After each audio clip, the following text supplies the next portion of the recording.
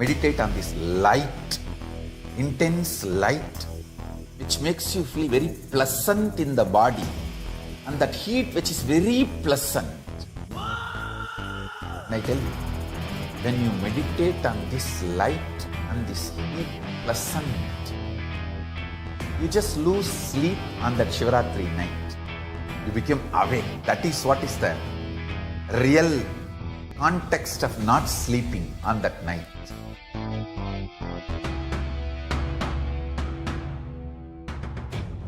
வரையிலும் வளர்ந்த ஜோதி ரூபனே, தேன் சுவை தரும் தமிழின் தலைவனே, மான்மழுவினை ஏந்தி நிற்கும் ஐயனே, கைலாசம் தந்த நித்யானந்தனே. நித்யானந்தம் நித்யானந்தம் அண்ணாமலையே சிவரூபமாய் வீற்றிருக்கும் குரு நித்யானந்தனே. நித்யானந்தம் நித்யானந்தம் அண்ணாமலையே சிவரூபமாய் வீற்றிருக்கும் குரு நித்யானந்தனே. நித்யானந்தம் நித்யானந்தம் அண்ணாமலையே சிவரூபமாய் வீற்றிருக்கும் குரு நித்யானந்தனே. நித்யானந்தம் நித்யானந்தம் அண்ணாமலையே சிவரூபமாய் வீற்றிருக்கும் குரு நித்யானந்தனே.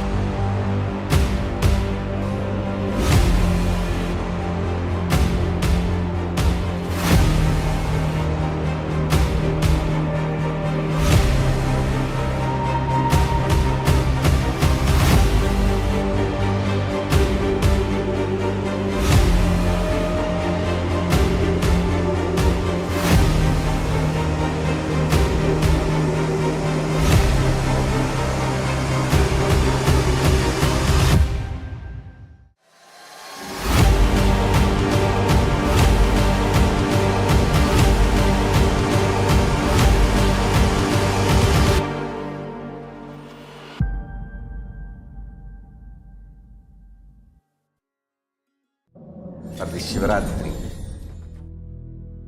meditate on this light, intense light, which makes you feel very pleasant in the body, and that heat which is very pleasant. And I tell you, when you meditate on this light and this heat pleasant, you just lose sleep on that Shivaratri night. You become awake. That is what is the real context of not sleeping on that night.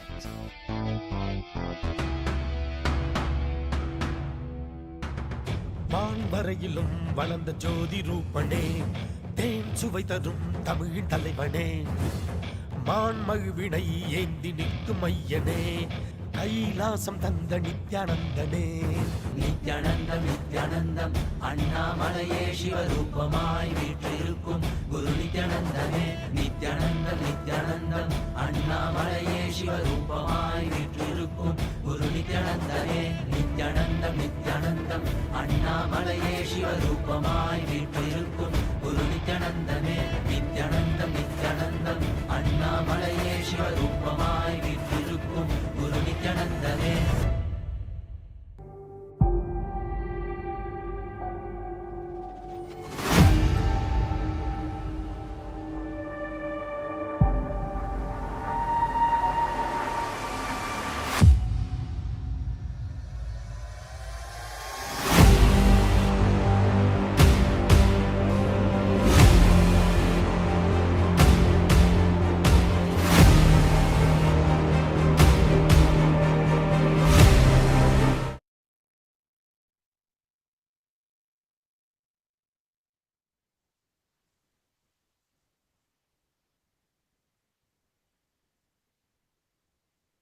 Please settle down. We have another minute to get started. Please sit straight with your head, neck and spine in a straight line. Settle down.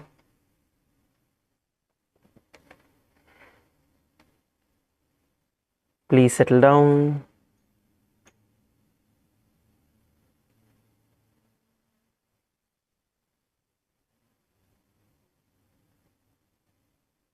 Bring your awareness to your Ananda Gandha, to your heart center.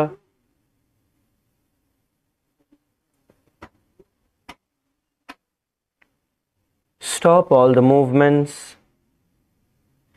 Just sit.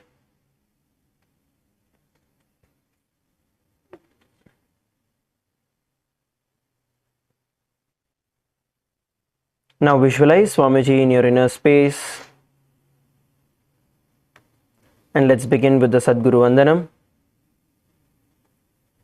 Nithyanandam Paramasukhadam Kevalam Jnanamurtim Dvandvatitam Gagana Sadrisham Tattvamasyaadhilaksham Ekam Nityam Vimalamachalam Sarvadi Sakshibhutam Bhavatitam Trigunarahitam Sadguruntam Namami.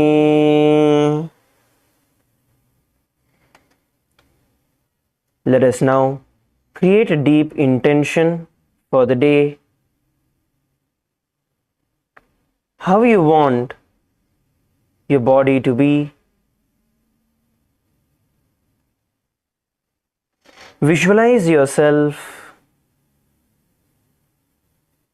having a strong, powerful, flexible, yogic body.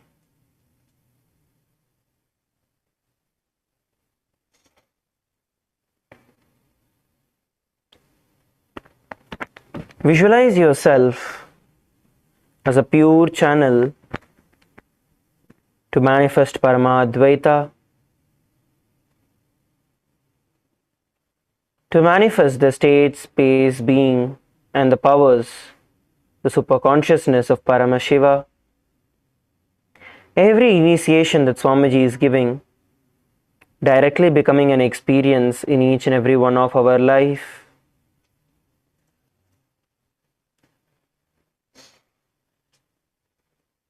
See yourself as that person already in that same space, your body being active, energetic, without any laziness, without any tiredness, powerful.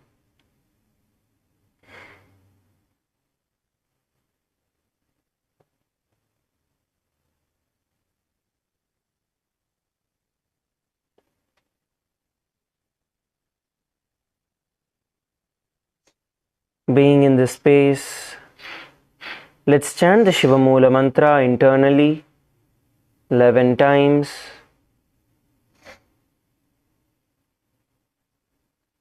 Om Ham Hom Shivaya Namaha. Om Ham Hom Shivaya Namaha. Om Ham Hom Shivaya Namaha. Om Ham Hom Shivaya Namaha. Om Ham Hom Shivaya Namaha. Om Ham Hom Shivaya Namaha. Om Ham Hom Shivaya Namaha. Om Ham Hom Shivaya Namaha. Om Ham Hom Shivaya Namaha. Om Ham Hom Shivaya Namaha. Om Ham Hom Shivaya Namaha. Om Ham Hom Shivaya Namaha. Now, let us enter into the Tattva Chamanam, the ritualistic cleansing process. So please take the Uddarni and the Panchapatram as we begin the Tattvachamanam.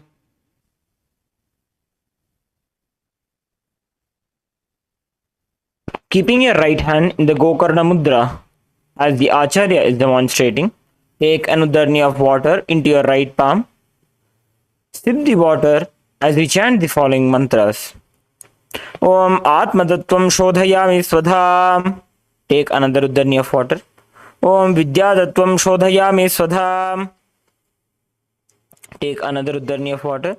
Om Shivadattvam Shodhayami Swadham. Please wash your hand with an Udarni of water. With the base of the right thumb, wipe your lips twice from the right to the left along with the mantra. Om Ham Hridayaya Namaha. Again wash your hand. With the tips of the right hand, index, middle and ring fingers joined together, touch above the upper lip and below the lower lip. Again wash your hand. With the tips of the right hand, index finger and thumb joined together, touch the right nostril, the left nostril. With the tips of the right hand, ring finger and thumb joined together, touch the right eye, the left eye, the right ear and the left ear. Again wash your hand. With the tips of the right hand, little finger and thumb joined together, touch the navel center, the right chest, the left chest. With the tips of all 5 fingers joined together, touch the top of the head, the right shoulder, left shoulder and then the heart center. Again wash your hand. Let us now enter into the Sankalpa. Please clasp your hands and place them on the right thigh.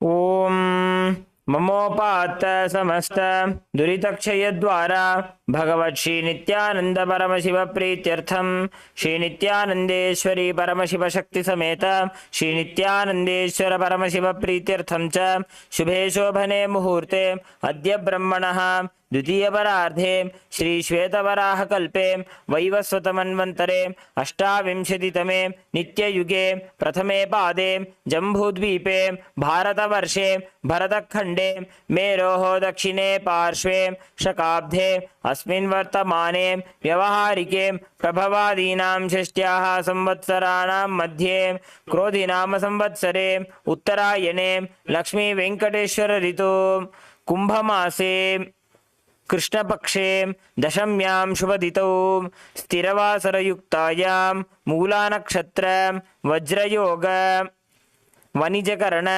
एवं गुणविशेषणविशिष्टायाम् अस्यां शुभतिथौ श्री कैलासोन्नत द्वादशांत श्यामलापीठारूढ़ श्री मीनाक्षी सुंदरेश्वराभिन्न स्वरूप परशिवपुत्र रत्नकुमार गुरुमण्यतुल्यावतार श्री पार्वती स्तन्यपान लब्ध दिव्य ज्ञान विश्रुत सकल निगमागमसारभूत द्राविड वेद प्रवक्त्र श्रीमत् परमशिव करुणा समधिगत मुक्तामय चतुरश्रयाण गीयमान छत्र चामर श्री चिन्ह काहलादि समस्त बिरदावल्यलंकृत ज्ञान विज्ञान चक्रवर्ती सर्वजन संग सद्यो निर्वाण दीक्षा व्यापवर्ग वर्ष विश्रान जीमूत परमदकल्पकेसरी शैव सिद्धांत स्थापनाचार्य श्री राजाधिराज पांड्य महाराज गुरु श्रवण शाक्यादि महांधकार निवारण ज्ञान भानु वीक्षणा नरहर ध्वजोच्छेदन पूर्वक श्रीमदर्षभध्वज स्थापक शैव समय कर्त्रे सर्वज्ञ पीठारूढ़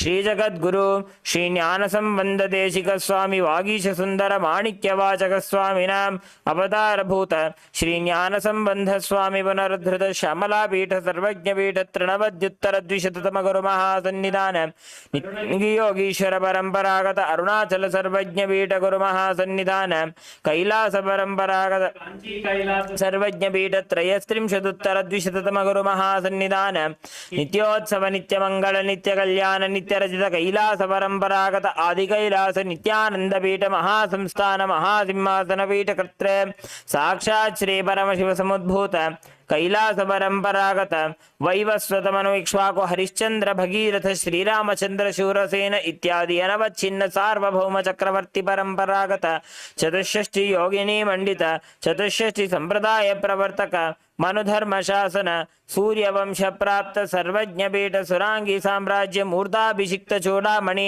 साक्षात् श्री परमशिव समुद्भूत कपिल महागुरु पुनरुद्धृत महानिर्वाणी पीठ अष्टोत्तर सहस्र श्री महामंडलेश्वर साक्षात् श्री परमशिव समुद्भूत श्री महागणपति समारंभ अनवच्छिन्न पीठाधीश्वर गुरु परंपरा प्राप्त अटल पीठ अष्टोत्तर सहस्रतम अष्टोत्तर सहस्र श्री अटल पीठाधीश्वर धर्म मुक्ति स्वर्गपुर स्वर्ण पीठ त्रयोविंश गुरु महासन्निधान कैलास परंपरागत आदिपीठ सर्वज्ञ पीठ जगद्गुरु श्री कैलास पुनरुद्धारक श्री कैलास परमाचार्य श्रीमत् परमहंस परिव्राजक सच्चिदानंद प्रणव स्वरूप श्रोत्रिय ब्रह्मनिष्ठ श्रीमद् जगद्गुरु श्री लक्ष्मी भगवत श्री नित्यानंद परमशिव श्री ज्ञान संबंध देशिक परमाचार्य स्वामिनां प्रीत्यर्थम तेषां पादारविन्दयोः भक्तिसिद्ध्यर्थं Gurukripa कटाक्षसिद्ध्यर्थं क्षेमस्थैर्यवीर्यविजय आयुरारोग्य ऐश्वर्याणाम्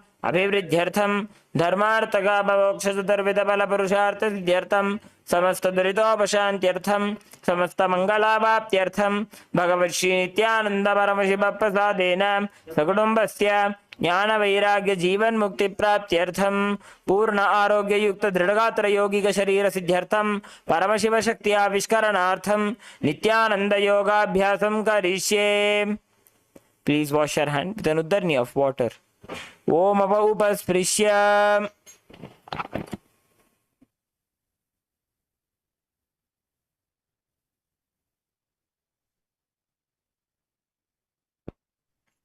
Now please put your Panchapatram and Uddharni aside.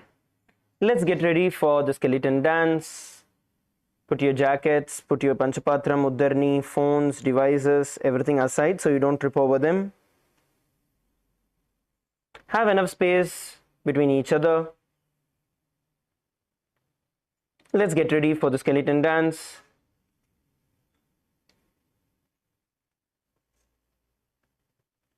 Let's get ready for the skeleton dance. Now, slowly start moving your body in a free way. You're going to start visualizing yourself as a skeleton just made of bones.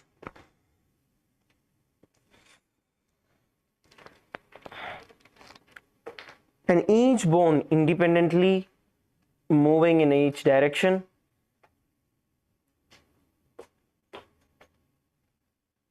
Just like how if there are 5 snakes in your body, each moving in different direction, how it would be.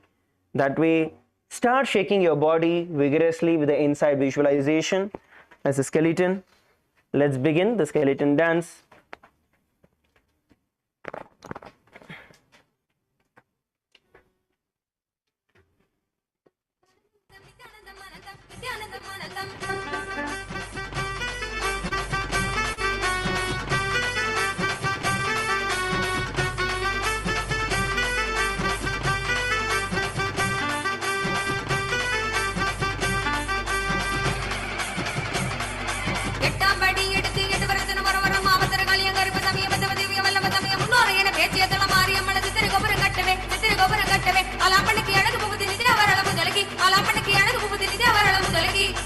Nithyanandam, Nithyanandam, Nithyanandam, Anandam, Nithyanandam, Anandam, Nithyanandam, Nithyanandam, Nithyanandam, Anandam, Nithyanandam, Anandam, Nithyanandam, Nithyanandam, Nithyanandam, Anandam, Nithyanandam, Anandam, Nithyanandam, Nithyanandam, Nithyanandam, Anandam, Nithyanandam, Anandam.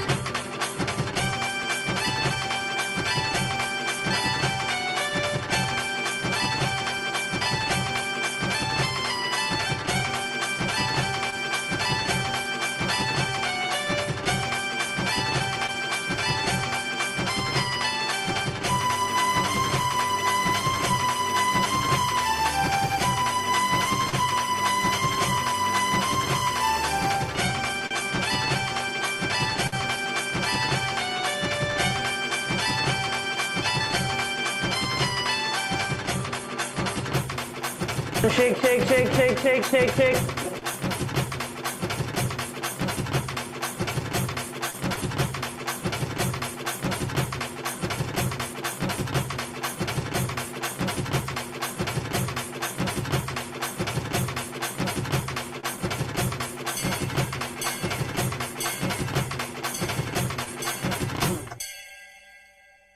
Relax.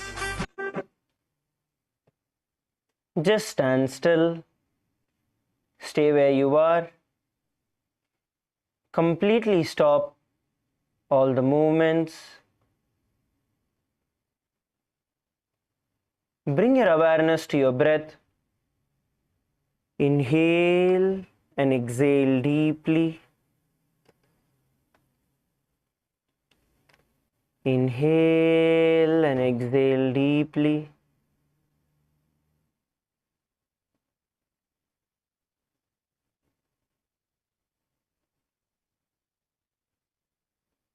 See the tips of your fingers, your toes pulsating with energy.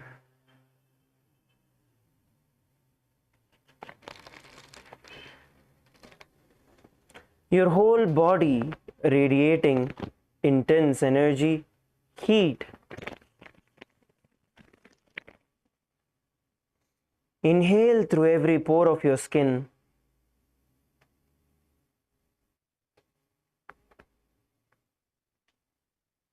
See the prana entering through your entire body, diffusing directly into your blood, purifying your blood, oxygenating your blood.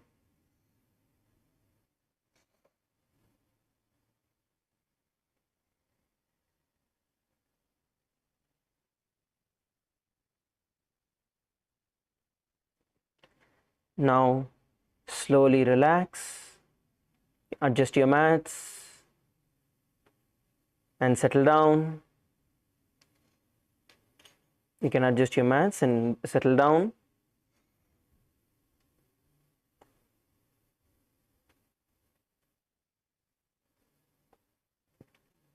Please settle down.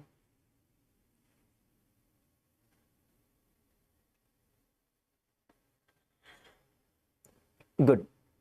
Let's now continue from where we left. The next asana which we are going to be starting with today is going to be the Sarathasana. In Sarathasana, you're going to lie down on your belly with your toes extended. Lie down on your belly with your toes pointed out. Place your hands beside your shoulders.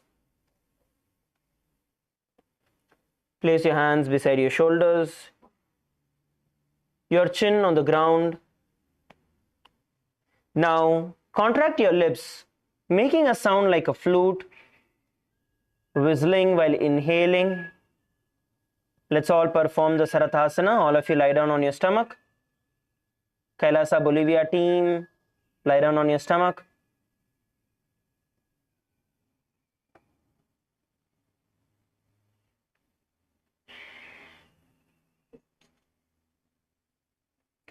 Toes pointed outward. Toes pointed out.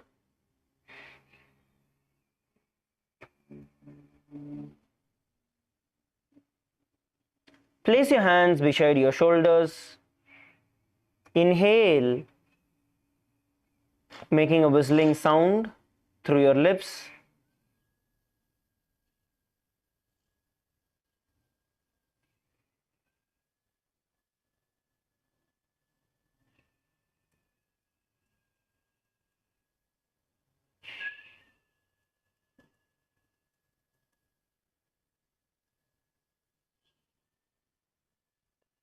Now, visualize yourself as carrying warriors into a battle for Dharma on your chariot back. The internal japa, Om Nithyananda Paramashivoham.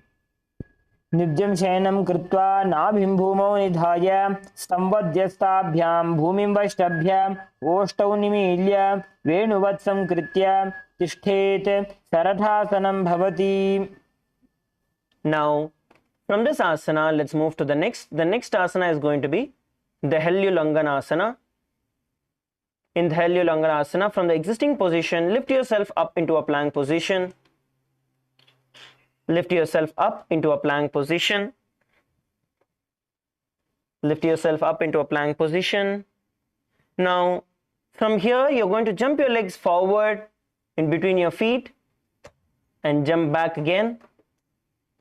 You're going to repeat this again and again, jumping forward, placing your feet in between your hands and jumping backward. into a plank position. Let us perform the Halyalanganasana. Jump forward and jump backward. Jump forward, jump backward. Try to jump back as slow as possible using the strength of your core. Jump back as slow as possible, holding your body in the midair as long as possible. While doing this, visualize yourself as Swamiji in your inner space. Feel yourself going beyond the body and mind and perform the internal japa Om Nithyananda Paramashivoham. हस्तद्वयं बद्ध्वा तन्मध्यचरणद्वयम् उड्डानैव बहिरानीय अथ नयेत् देहल्युल्लङ्घनं भवति. Relax. Now stand up in front of your mat. Now stand up, come to a standing position in front of your mat. Come to a standing position in front of your mat. The next asana we are going to be performing is going to be the Jatyasana. In Jatyasana, from a standing position, you're going to bend down and forward, placing the hands on the mat.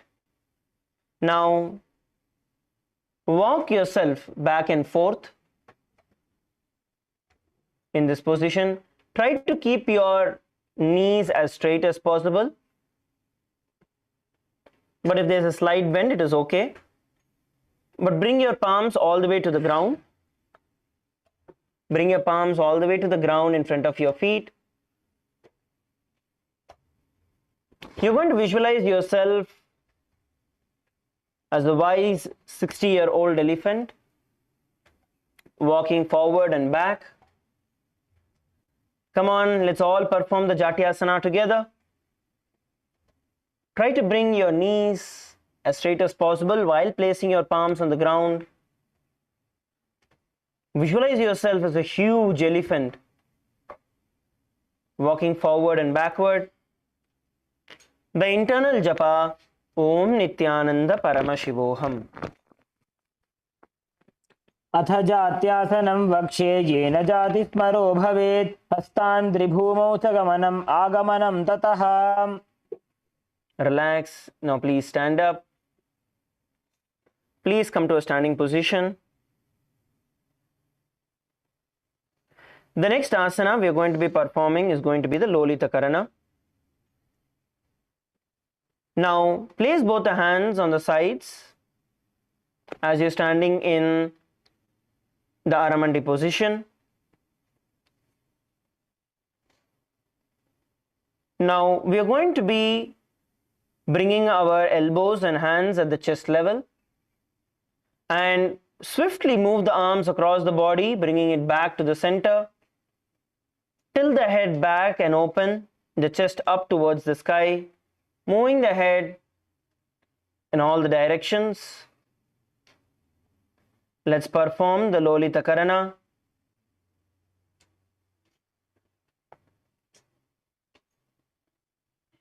Bend backward and roll your hands all the way around, performing the Lolita Karana.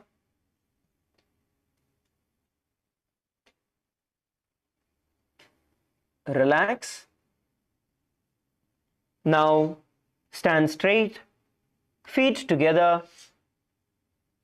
Visualize your feet tied together with a rope, standing erect as a rod, arms by your sides, hands touching the hips, spine straight, hands touching your hips. Visualize your Kundalini Shakti raising and curling upwards around your body. Visualize your entire body being engulfed in the Kundalini Shakti, which is being intertwined around your body.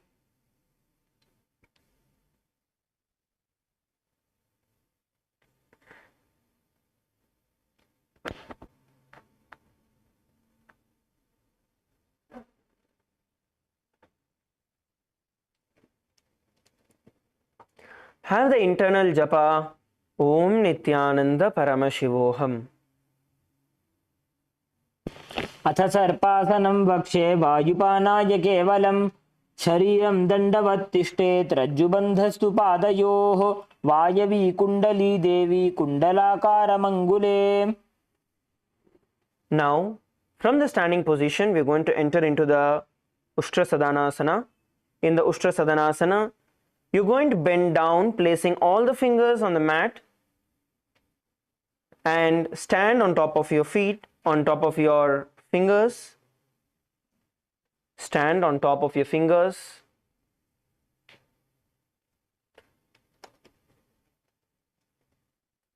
Now you're going to move forward and backward, visualizing yourself as a camel in your inner space.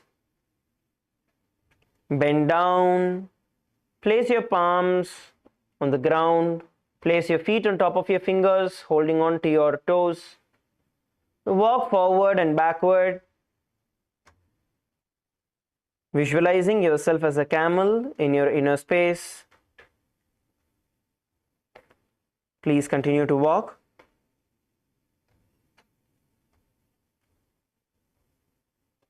Have the internal japa Om Nithyananda Paramashivoham. मुष्टिकनिष्ठिका प्रदेशेन भूमो निधाय उपरिपादतले संस्थाप्य उष्ट्रवत् उष्ट्रसाधनं भवति. Now slowly get up, stand up. The next asana we are going to be performing is going to be Ashvasana. In Ashvasana, once again you're going to bend down and you're going to hold on to your feet from the side. You're going to insert your hands from the side. Earlier we had inserted our hands from the front. This time we are going to insert our hands from the side. Please insert your hands from the side. Bend down. Try to keep your knee as straight as possible. Have a slight gap between your feet and start moving forward and backward, visualizing yourself as a horse in your inner space.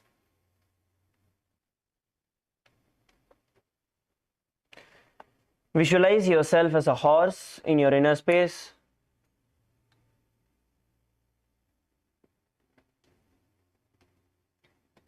Move forward, move backward. Hands, palms under your foot towards the side.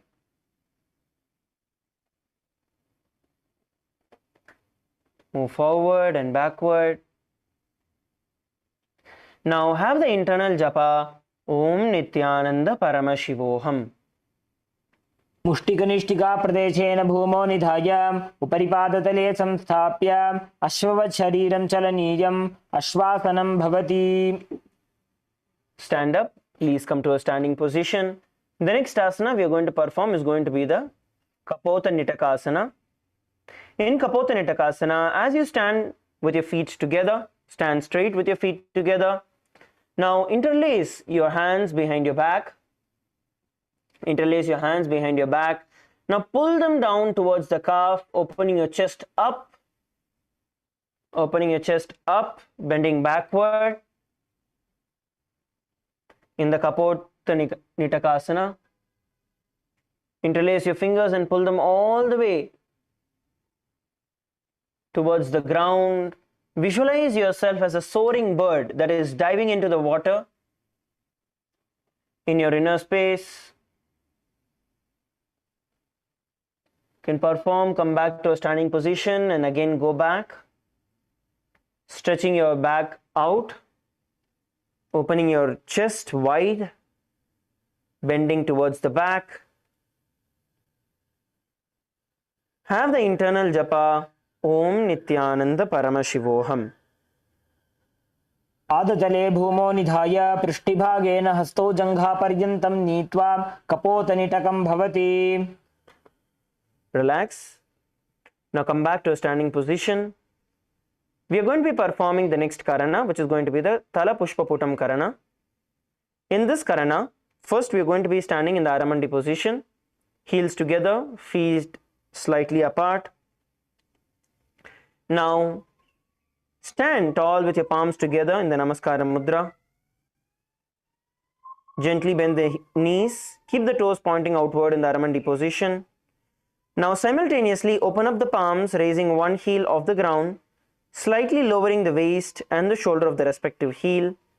Visualize you're holding and offering a bouquet of flowers to Paramashiva.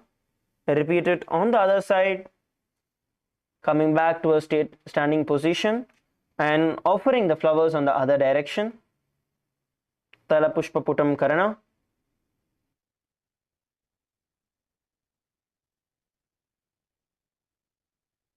Knees are slightly bent.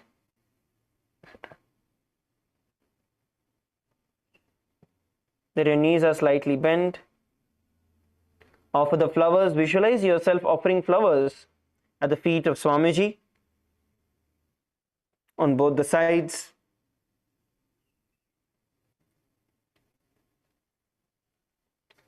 Relax. Now the next asana we are going to be performing is going to be the Khadgasana. Now for entering into Khadgasana, all of you please begin by laying down on your stomach. All of you lay down on your stomach. Hands beside your shoulders. Lay down on your stomach, hands beside your shoulders.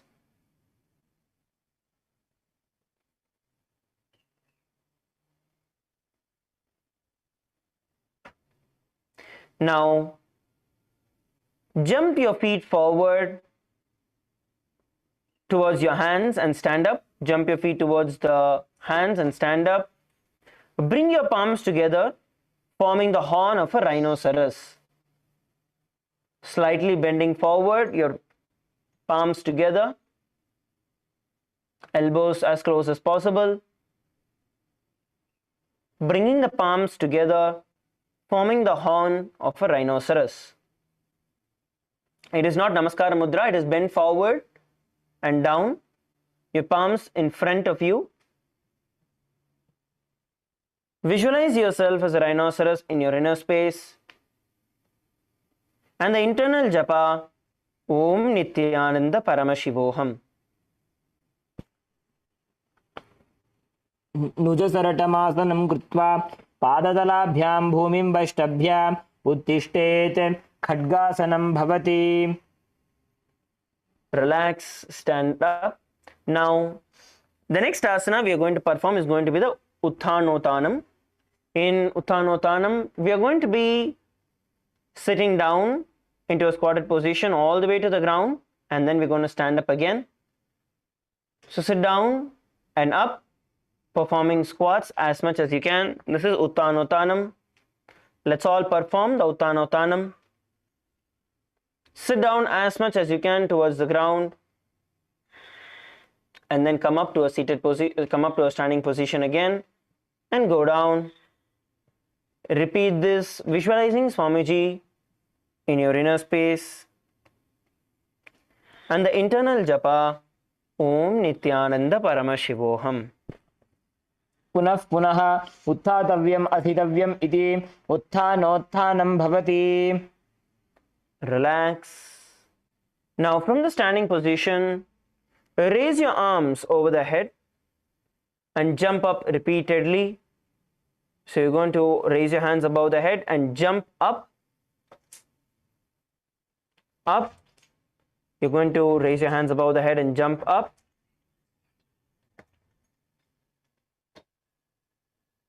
Visualize yourself as a mace in your inner space in Musalasana. Jump up as high as possible, stretching your spine up towards the sky.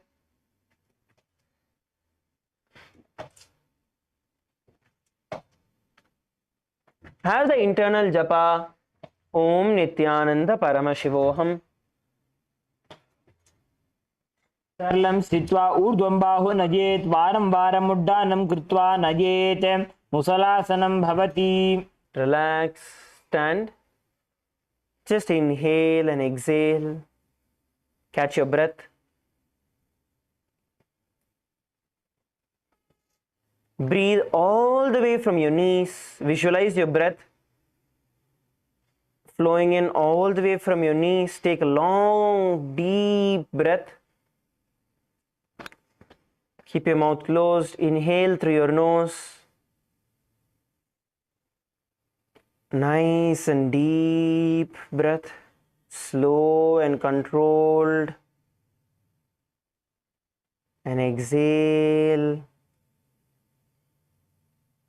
Keep your mouth closed. Breathe only through your nose.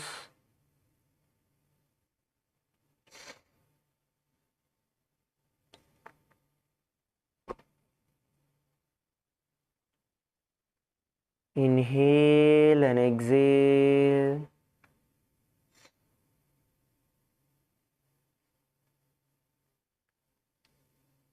Inhale and exhale. Catch your breath.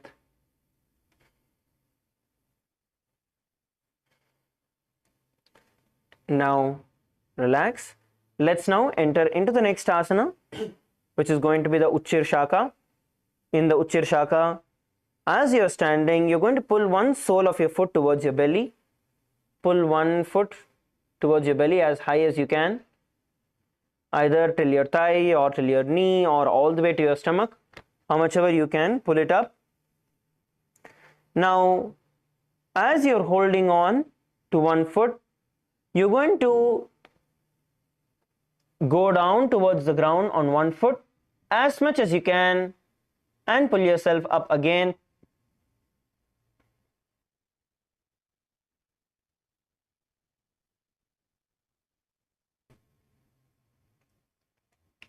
Try to go down as much as you can and come up and repeat it on the other side.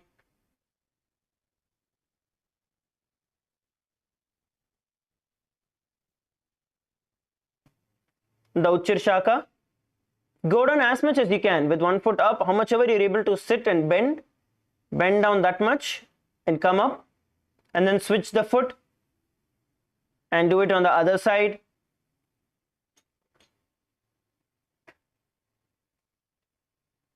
Let's all perform the Uchir Shaka.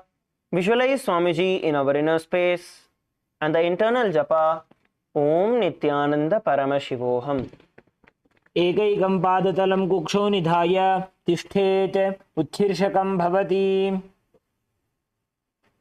Relax.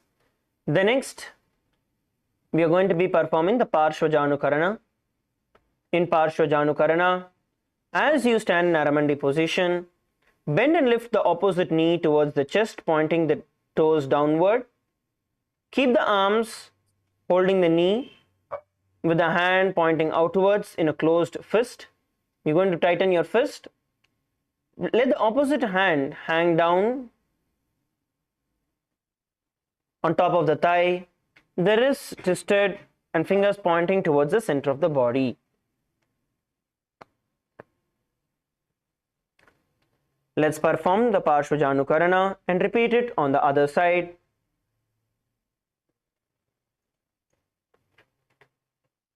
Lift your knees up. Make sure that your wrists are clenched together. Your fingers are clenched together. And the other hand on your thighs, fingers pointing.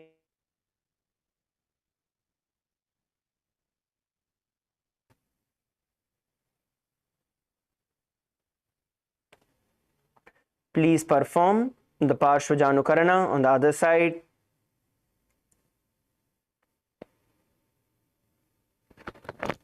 Now relax. We are now going to enter into the next asana, which is going to be Tandavasana. Tandavasana with one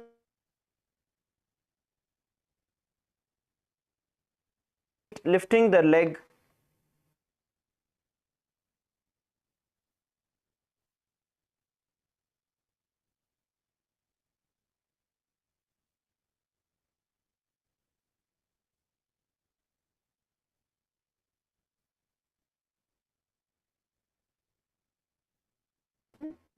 If you're not able to get up, use your hand. You can support your body with that and then stand up again.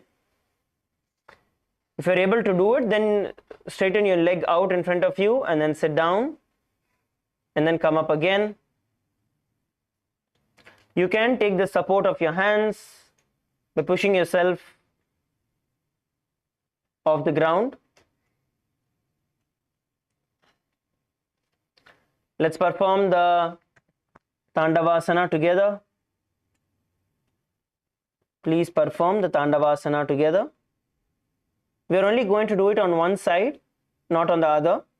While doing this, visualize yourself dancing as Lord Shiva in your inner space, and the internal japa Om Nithyananda Paramashivoham. एकेन पादेन स्थातव्यं ताण्डवासनं भवति. Relax, shake your feet out. Shake your feet out. Please shake your feet out.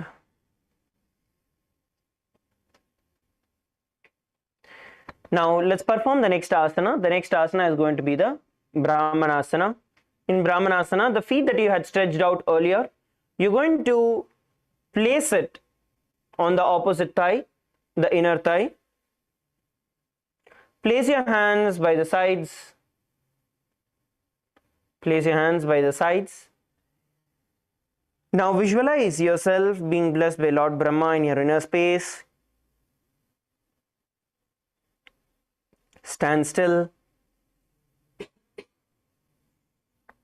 Perform the Mula Bandha, which is contracting your perineum, which will give you stability.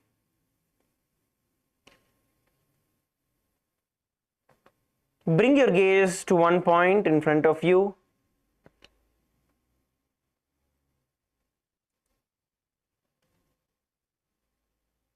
And hold.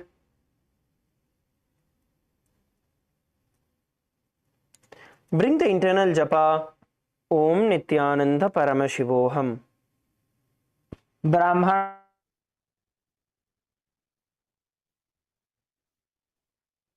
तिष्ठेत् दण्डाकृतिर्भुवि.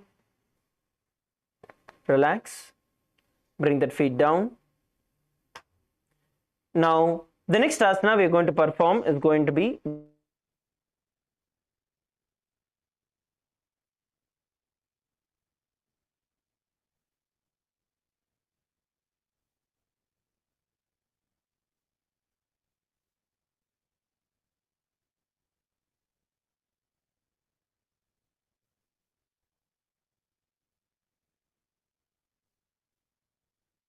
simultaneously cross the left arm below the right,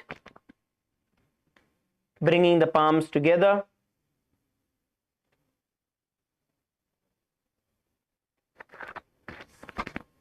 Performing the Garudasana. Cross your legs and then cross your arms. Visualize yourself as Lord Garuda in your inner space and the internal japa Om Nithyananda Paramashivoham. उत्तानकूर्मपीठं च सैंहस्गारुडमेव च वातायनं गोमुखं च भारद्वाजं त्रिविक्रमम्. Relax.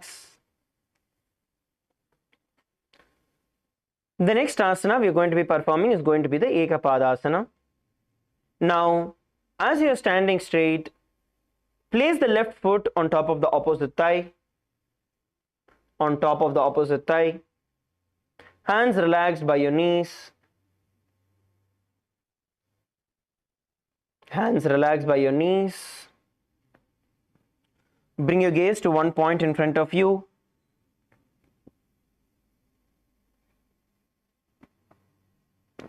And balance yourself.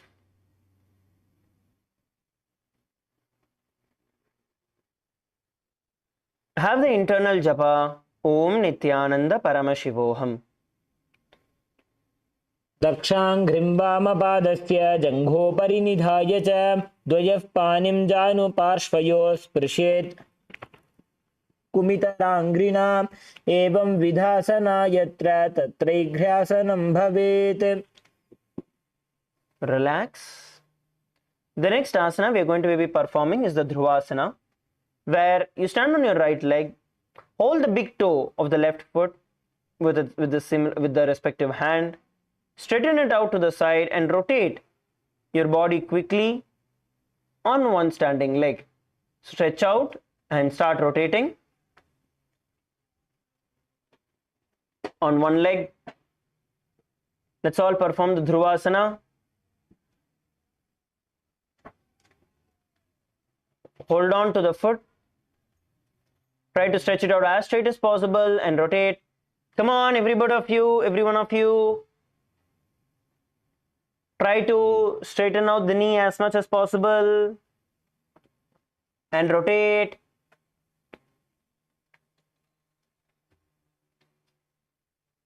Rotate. Visualize yourself as the pole star in your inner space and the internal japa Om Nithyananda Paramashivoham. एकेन हस्तेन दण्डरूपस्य एकस्य पादस्याग्रं धृत्वा इतरपादतलं भूमौ निधाय त्वरया भ्रमणं कर्तव्यं ध्रुवासनं भवति.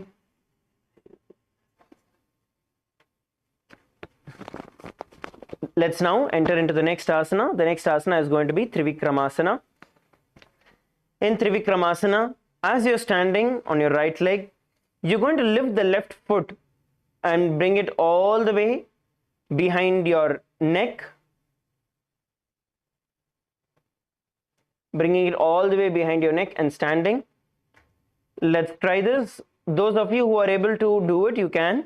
Those of you who are not, try to bring your knees as high as possible towards the neck. Try to bring it as much as you can.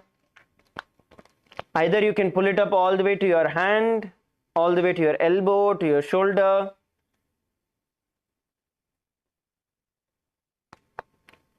Pull your body up as much as you can.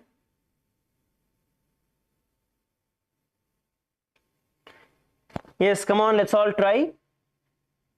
Pull your leg up as high as possible towards your shoulder and hold in the position. Balance. Bolivia team, everyone is bouncing. Balance. Bring your balance. Hold up. Pull your leg up and hold. LA female team, all of you lift your foot and hold. Hold as high as possible. Lift and hold. Visualize yourself as Mahavishnu in your inner space. And the internal japa Om Nithyananda Paramashivoham. ग्रीवायां पादं संस्थाप्य स्थातव्यम् उत्थातव्यं त्रिविक्रमासनं भवति. Relax. Now we are going to be performing the same sequence of asanas on the other side. Let's perform the Parshvajanu Karana first. In the Parshvajanu Karana, as you are in the Aramandi position, you're going to lift one foot, this time the other foot, knee all the way to your shoulders, to your chest. Clasp onto it with its respective arm, the fists clenched. Place the other hand on the hip, fingers pointing inward. Come on, pull your knee as close as possible to the chest. Pull your knee to the chest. Make sure that your fingers are clenched. Yes, fingers are clenched. And pull.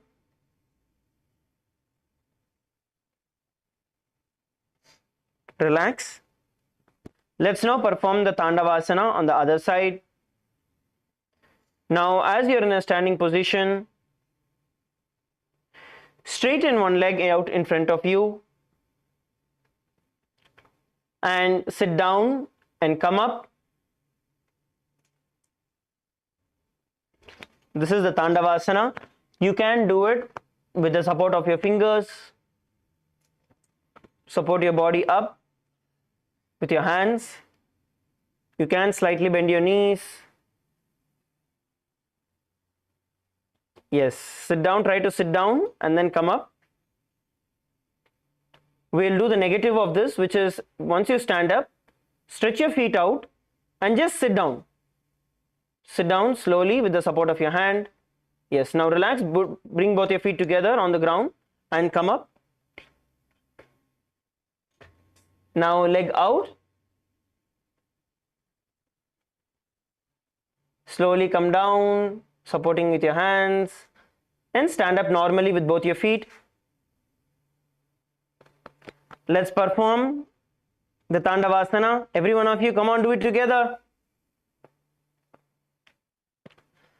Visualize yourself as Paramashiva dancing in your inner space, and the internal japa Om Nithyananda Paramashivoham. एकेन पादेन स्थातव्यं ताण्डवासनं भवति. The next asana we're going to perform is going to be the Brahmanasana. Now place the right foot on the inner thigh, the left inner thigh. Stand straight. Stand erect like a rod. Hands by the sides. Bring your gaze to one point and hold.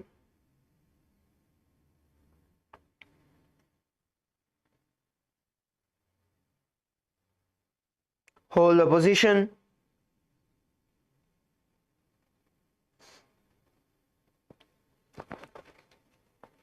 Now have the Om Nithyananda Paramashivoham. ब्राह्मणासनमावक्षे यत्कृत्वा ब्राह्मणो भवेत् एकपादमुरौ दत्त्वा तिष्ठेत् दण्डाकृतिर्भुवि. The next asana we are going to be performing is going to be Garudasana 3. Now stand tall, wrap the left leg over the right knee. If you did the other way earlier, you're going to do this the opposite direction. Tuck the right toes around the left calf. Now simultaneously cross the right arms below the left, bringing the palms together. Bringing the palms together.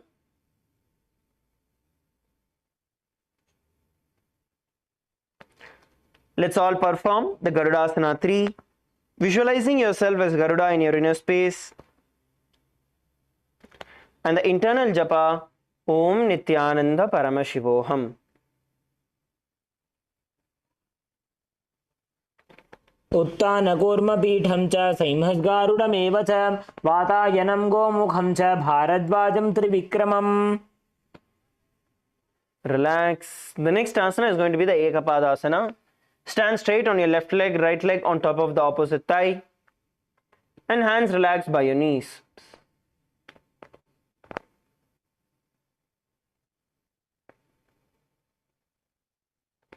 Hands relaxed by your knees. Please stand in the Ekapadasana. Your foot is on top of the thigh, not in the internal thigh, right on top of the thigh.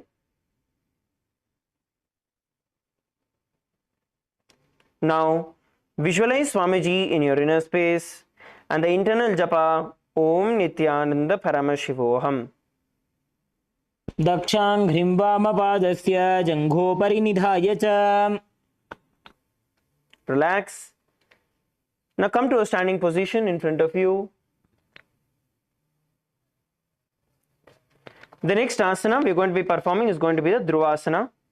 Now with the other foot stretched out, hold on to the other foot, the big toes in the Prana Mudra. Stretch it out and rotate. Stretch it out and rotate.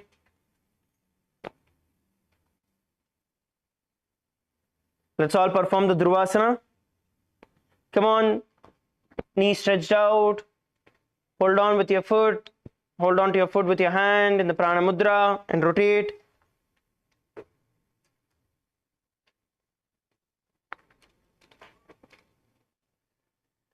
While rotating, visualize yourself as the North Pole star in your inner space and the internal japa Om Nithyananda Paramashivoham. एकेन हस्तेन दण्डरूपस्य एकस्य पादस्याग्रं धृत्वा. Relax. The next asana we are going to be performing is going to be the Trivikramasana. In Trivikramasana, we are going to perform this on the other direction, other side. You're going to lift one foot and place it behind your neck and stand while your arms are beside your side. This is Trivikramasana. Let's all do it in our comfortable positions. Lift the foot as high as possible and hold. Lift the foot as high as possible towards your neck and hold.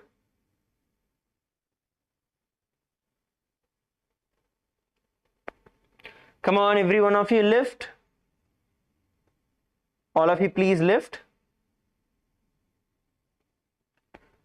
Physically pull your feet up as much as you can towards your neck.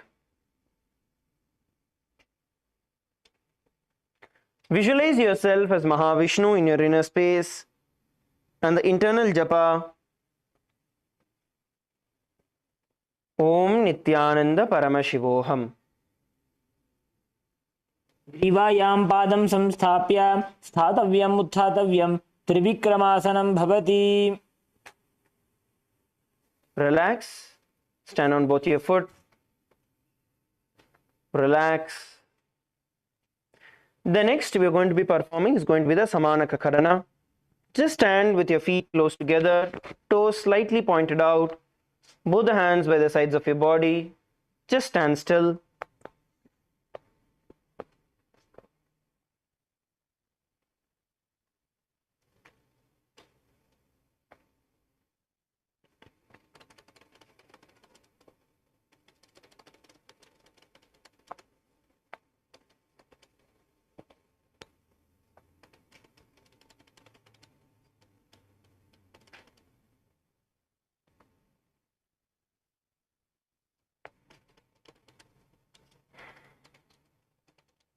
Just stand still.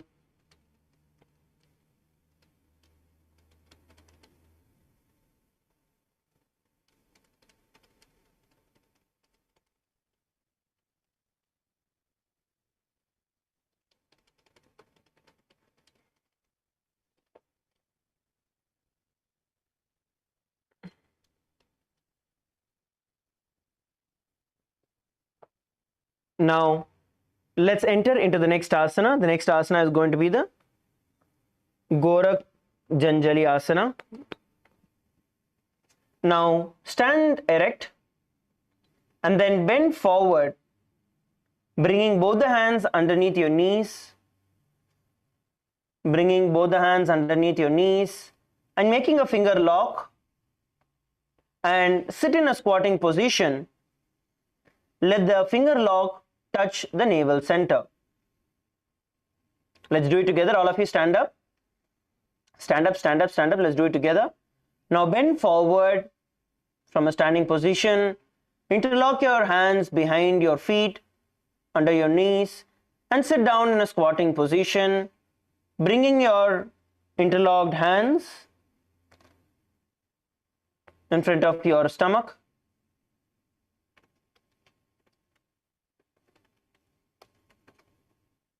Hold the position.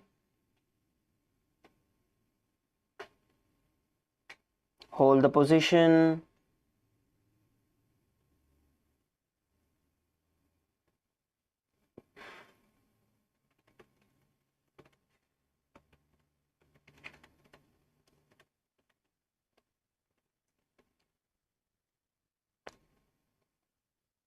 Hold the position. Visualize yourself as Gorakhnatha in your inner space and the internal japa Om Nithyananda Paramashivoham. प्रथमः युबोः ये बाहुरी नीचोपु निहोवे दोवु करदोवु जंगा मदिनी की विधा पोचे. Now let's enter into the next asana. The next asana is going to be the Kanshyasana. Now insert your hands between the thighs and the calves and wrap it behind the butt. Squat down. Hold the hands behind. You can see your hands have moved under the butt. Okay. Hands interlocked under the butt.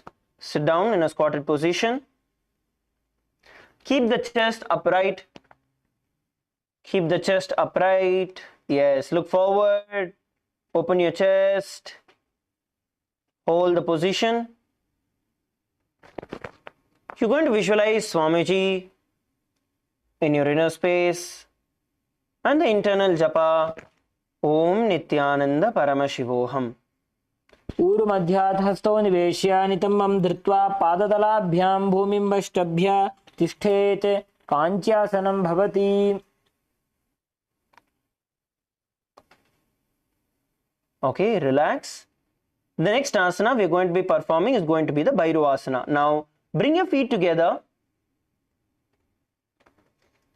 and interlock your hands behind your butt with your feet together.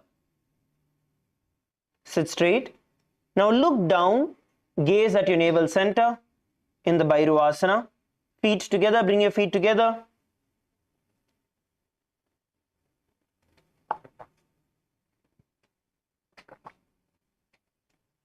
Bring your feet together.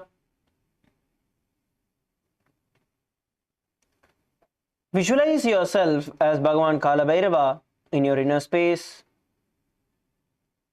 And the internal japa Om Nithyananda Paramashivoham. If you lost your balance, pull yourself back up. Get into the position again.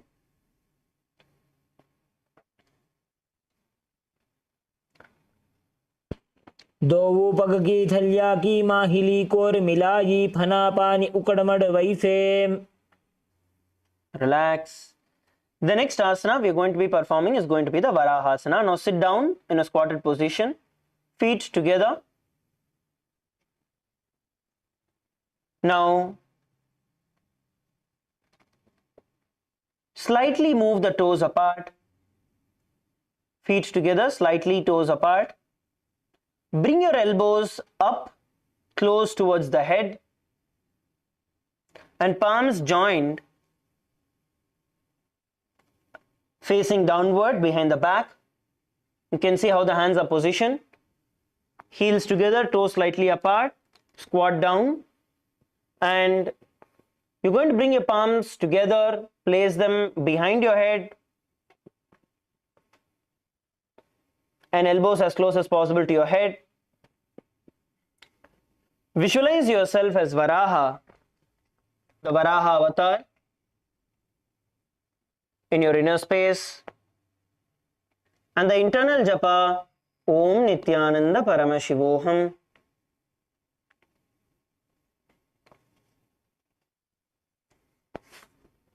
पागथली की माहिली core मिलाई फना पानी उकड़ बैसे AD मूल द्वार नीचे राशे जंगा छिद्र गोलिया चारि अंतर हाथ दो वो कंधा परि आनी मोर हथेली अंगुली काठी लगावे हाथ जोड़ी लगे राशे दृष्टि नासा अग्र आसन को गुण अधित बन अधिदे जाय.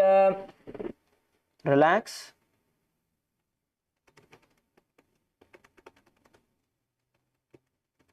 Relax, just settle down, straight your feet out, shake your feet out.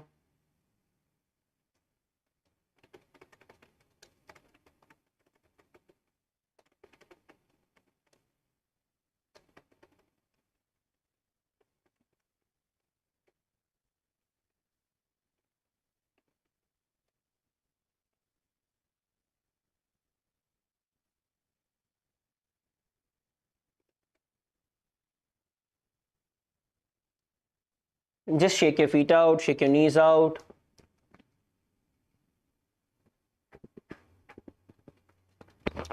Good. Let's now enter into the next asana. The next asana is going to be the Priptasana. In Priptasana, once again come back in a squatted position. Heels touching together. Heels together. Bring your hip to the same level as your knees, which means you have to slightly lift your butt off the ground. Bring your hips the same level as your knees. Let the hands hang down, fingertips touching the mat in front of you. Hold on to the big toes in the Prana Mudra. Squat down further. So your hips are in the same position as your knees. Come on, LA team, males team, up, up, up.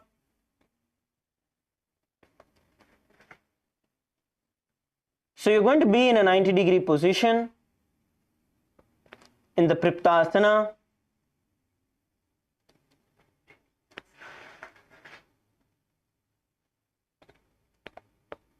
Now visualize Swamiji in your inner space and the internal japa Om Nithyananda Paramashivoham.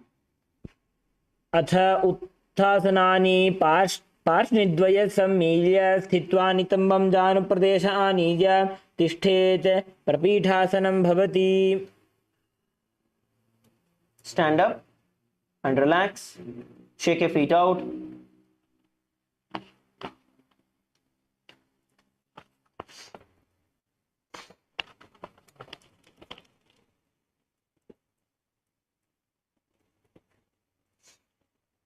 Shake your feet out.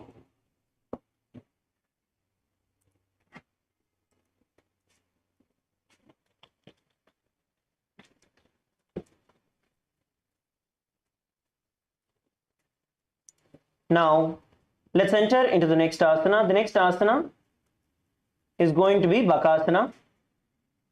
We are going to be performing Bakasana. Now, place your hands on the mat with your fingers wide, stretched out nice and wide. Hands shoulder width apart. Bend down, hand shoulder width apart. Now, you're going to place your knees on the back of your arms. Place your knees on the back of your arms. And slowly shift your weight, the weight of your body towards your face, lifting 1 foot off the ground at a time and holding yourself, balancing on your hands. Let's all perform Bakasana. Okay, relax, let's do it together. This is for every one of us to be able to perform. Let's do the Bakasana together. In Bakasana, as you are in the position with your hands in front of you, now slowly come up. Okay, now place your knees onto the side of your back. Place your knees towards the side of your back as close as possible to the armpits. Once you get yourself balanced in that position, slowly bend forward, lifting 1 foot off the ground at a time and lift the other one. So this is Bakasana. As we did earlier, there is another variation of this where you can place your hands inside your thighs. Okay, so you're going to be seated in a squatting position. Place your hands inside your thighs such that the back of your thighs are supported by the back of your arms. Now slowly you're going to bend forward and lift 1 foot off the ground at a time in Bakasana. Okay, let's all do it together. At the count of 3, let's all lift off the ground. Come back to a ready position, a position where you're ready to lift. Ready, 3, 2, 1, lift. Visualize yourself as a crow in your inner space and the internal japa Om Nithyananda Paramashivoham. हस्ताभ्याम् अवनिमवष्टभ्य जानुद्वयं नाभौ सम्मील्य जङ्घा ऊरोनि संस्थाप्य तिष्ठेत् बकासनं भवति. Slowly relax, come down. Relax, come down. Shake your wrist out.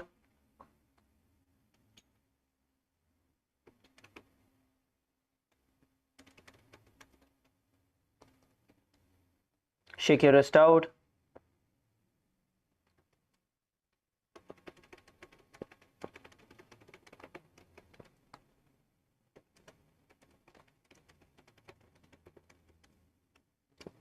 Okay, the next asana we are going to be performing is going to be the Sustaga Kapali Asana. In the Sustaga Kapali Asana, we are going to be basically entering into a headstand and the legs in Padmasana. So let us, first we will show you how to do, then we are going to do this along with our partners. We're going to take good amount of time practicing the asana. So kneel down and place your head on the ground. Spread your palms to the side for support. Raise the body on top of the head, which is raise your feet off the ground, go on top of the head in Kapali Asana. And from here, You're going to place your legs, bring your legs into Padmasana. So one leg in and the second leg in at the same time. This is the Suptaga Kapalyasana. Let us now perform this together. I request every one of you to get into your partners. Please find partners. Let us do it together. Please find partners.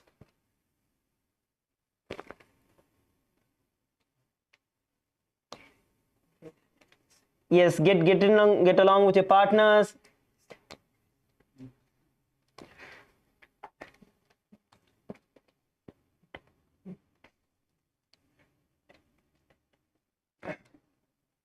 Get along with your partners. The partners can support each of you to lift and hold.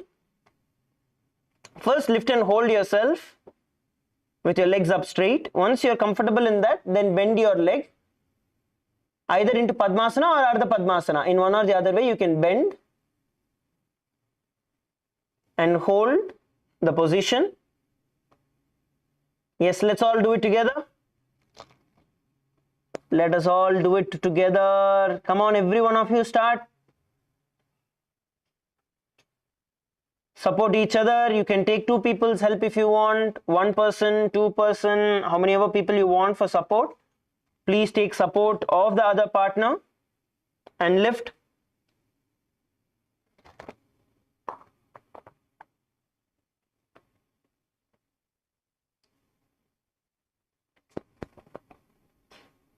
Yes, LA female team, the back rows, people at the back, please partner up, every one of you, unless you have a specific medical condition for not doing this, all of you can perform the asana. Yes, many of you are lifting your feet and then bending it, that is good. LA male team also, every one of you try. Nice, many of you are doing it without support, that's great.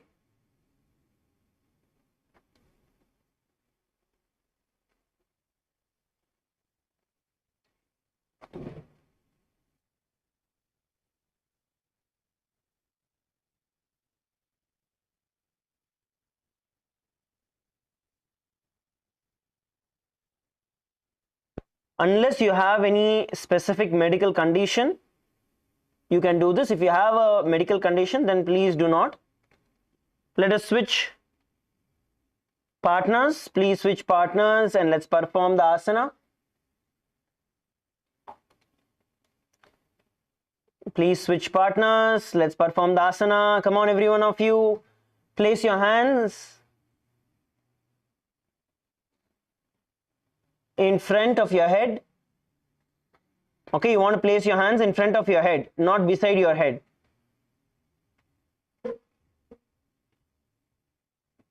And then lift the feet off the ground.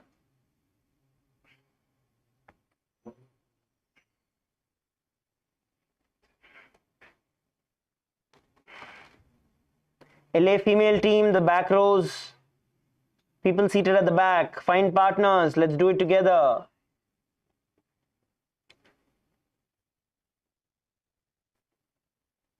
Yes, Bolivia team, you're doing a good job. Now visualize Swamiji in your inner space as you perform the asana and the internal japa Om Nithyananda Paramashivoham.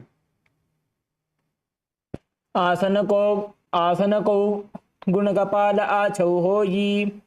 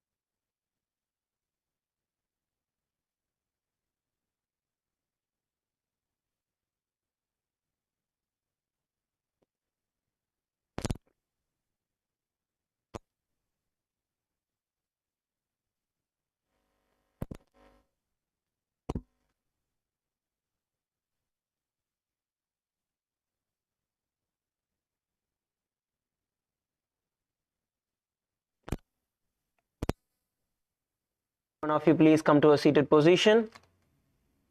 Settle down in your mat. Yes, settle down on your mat. Come to a seated position. How many of you were able to do this asana even with support? You are able to lift your feet off the ground and balance yourself on the head. Can you all raise your hands? Can you all raise your hands?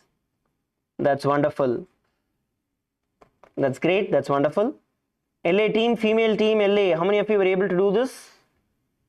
Even lifting your body, your head off the, your feet off the ground on your head with support. Okay, good.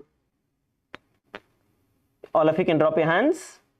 Let's enter into the next one. See, the more and more, there are actually more asanas which come in variations of standing on our head. We'll be performing them more and more. As we practice, we'll be able to get them more and more perfected. Let's enter into the next asana. The next asana is going to be the Gupta asana. In Gupta asana, you're going to keep your toes flat, touching the opposite feet. Now sit down in between the feet and let the heels come outside the hips. Let the heels come outside the hips. Hands on your knees. Sit straight. Bring your gaze to the nose. Bring your gaze to the nose.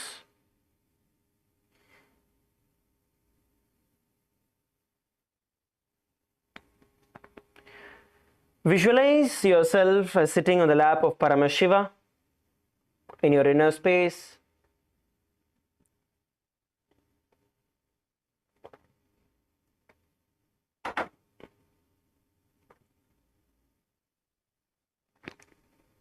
We are going to be performing the Jiva Chala Kumbhaka.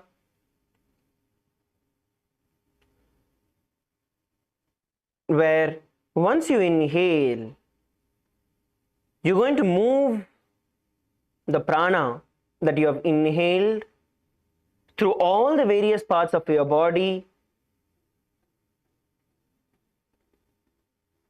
Visualize that air that you have inhaled moving all through your body. And then slowly exhale and repeat.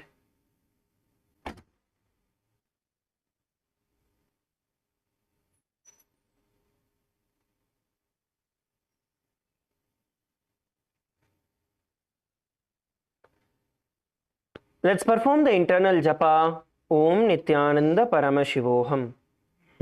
जानोर्वोरन्तरे पादौ कृत्वा पादौ च गोपयेत् पादौ परिच संस्थाप्य गुदं गुप्तासनं विदुः.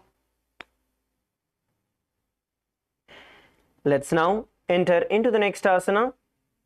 The next asana is going to be Vrikshasana 2. Vrikshasana 2 is basically handstand, standing on your hands. We are going to be performing this with our partners. Once again, if you have any medical condition, please do not perform this, but otherwise you can perform this. Place your hands on the ground, fingers nice and wide, stretch your fingers out, firmly root them into the ground and kick your feet off the ground.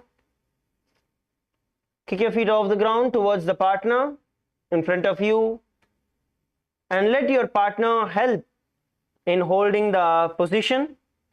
Come on, let's all of us do this together. Find yourself your partners, get along with your partners and kick yourself up. You can do this in front of a wall also. Bolivia team, you can do this on a wall, but LA team, you wouldn't be able to do this because there are Swamiji's photos all over on all the walls, so you cannot really do this. You need to do it along with your partners. You can do it along with your partners as well. Kick your feet up and the partner can hold your foot, support you. Come on, let's all perform the Vrikshasana together.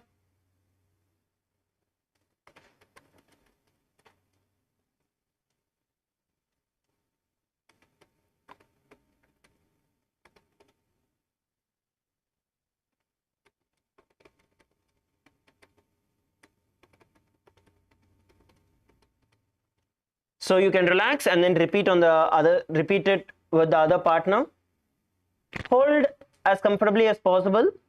You can come down and then go back up again. But let's all do it together. Come on, every one of you, support each other. Let's do it together. Don't worry about falling down. It's okay. Even if you're able to hold there just for a few seconds and then your feet comes down, that is fine. Again, kick yourself up.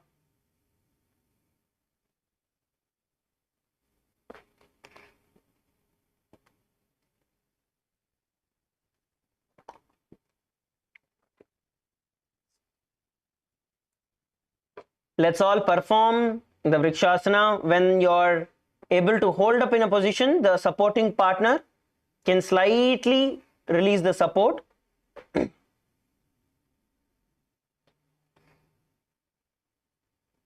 Tighten your core. When you go up, tighten your core muscles. That will help you stay in the position. Come on, every one of you, lift and hold. In this position, you're going to be visualizing yourself as a tree with deep roots into the ground, and the internal japa, Om Nithyananda Paramashivoham. सप्तचक्रक्षालनाय वृक्षासनविशेषकान् जननेन्द्रियदादाढ्य कोणभेदान् समभ्यसेत्. Relax. Now actually the next asana is going to be a variation of the same, so you can continue to perform. The next asana is actually going to be Shibu Asana. In Shibu Asana, we're going to place the hands together. Earlier we placed it shoulder width apart. Now you're going to place the hands together and enter into the handstand once again. In Shibu Asana, kick your feet up towards the sky and hold. This is a little more advanced compared to the previous one. Those who are able to do the previous asana, you can try this. Otherwise, let's first practice the previous asana. Come on, switch partners and continue. LA female team, some of you are lying down. Up, up, up, up. Let's get started. Switch partners and try again. Switch partners. Come on, every one of us can do. Many of you are just standing there. Find partners, switch yourself. Lift your feet up towards the sky. Now visualize the energy flowing into your third eye in this asana and the internal japa, Om Nithyananda Paramashivoham. दो पग जोड़ी माही Gulf मिलाए, उबो होए दो हाथ जोड़ी संपूट करे. Relax. Now come to a standing position. Stand up on your mats. Shake your hands out. Rotate your shoulders. All of you rotate your shoulders. Come on, up, up, up. Everyone on the mat, on your feet. Stand up on your feet. Come up on your feet. Rotate your shoulder. Rotate your wrist.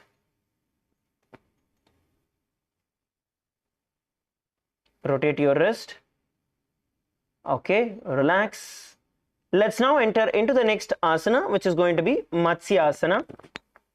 In Matsya Asana, you're going to be in a plank position and you're going to go down towards the ground and lift yourself up, performing the push-up. You can place your knee on the ground and do the push-up. For those of you who need a little support, you can place your knees on the ground and push your body up and down towards the ground.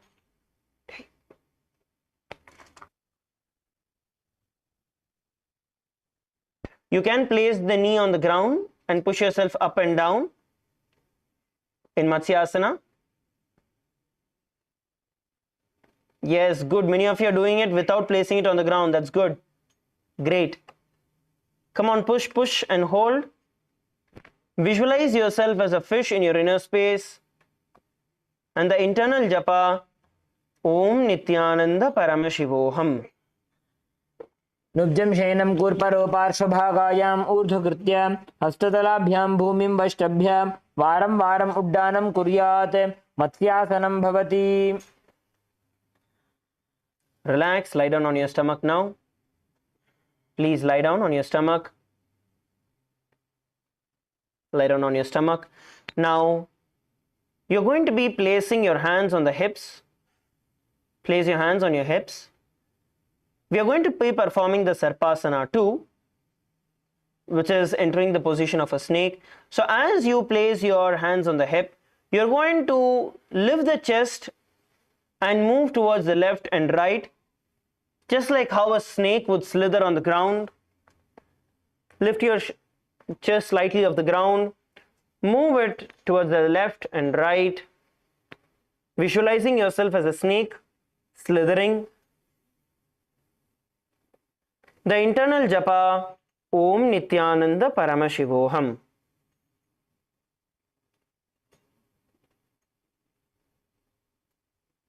नुब्जं शयनं कृत्वा हस्तौ नितम्बं संस्थाप्य पादौ दीघीकृत्य सम्मीलयन् उरसगन्तव्यं सर्पासनं भवति. Relax. Let's now perform the Niralambasana. In Niralambasana, as you're lying down on your stomach, place your hands in the Padma Mudra, holding your chin. On your elbows, lift your shoulders up, chest up. Place your hands under your chin. In Niralambasana, legs straight, feet together, toes pointed outward. Toes pointed outward, feet together, LA team, female team, feet together. Yes, bring your feet together. Yes, good. Toes pointing outward.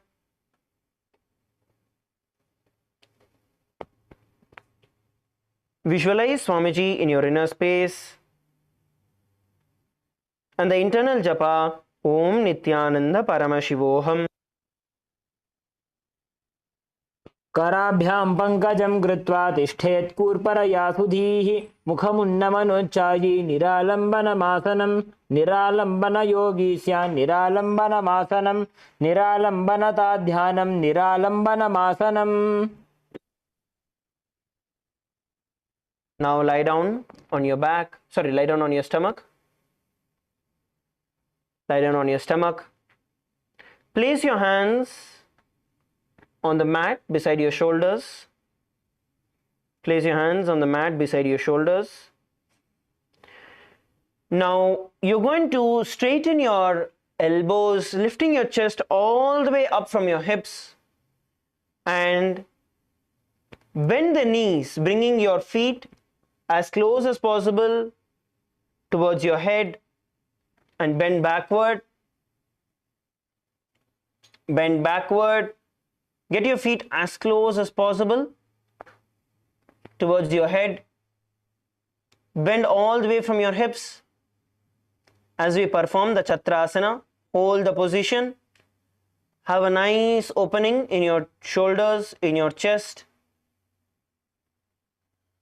Bend your neck backward.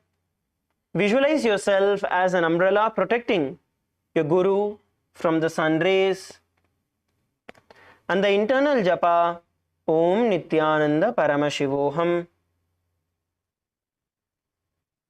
अर्ध्यासनवस्थित्वा हस्ततलाभ्यां भूमिं वष्टभ्य नयात् छत्रासनं भवति. Relax, slowly come down. We are now going to be entering into Vajrasana. Sit on top of your knees. Sit on top of your knees. Your butt on top of the heels. Stretch your arms in front of you, palms facing down, and stretch your body out. Stretch your body out in Vajrasana. Stretch your hands out. Stretch your hands out, palms facing down. Place your forehead on the mat and stretch.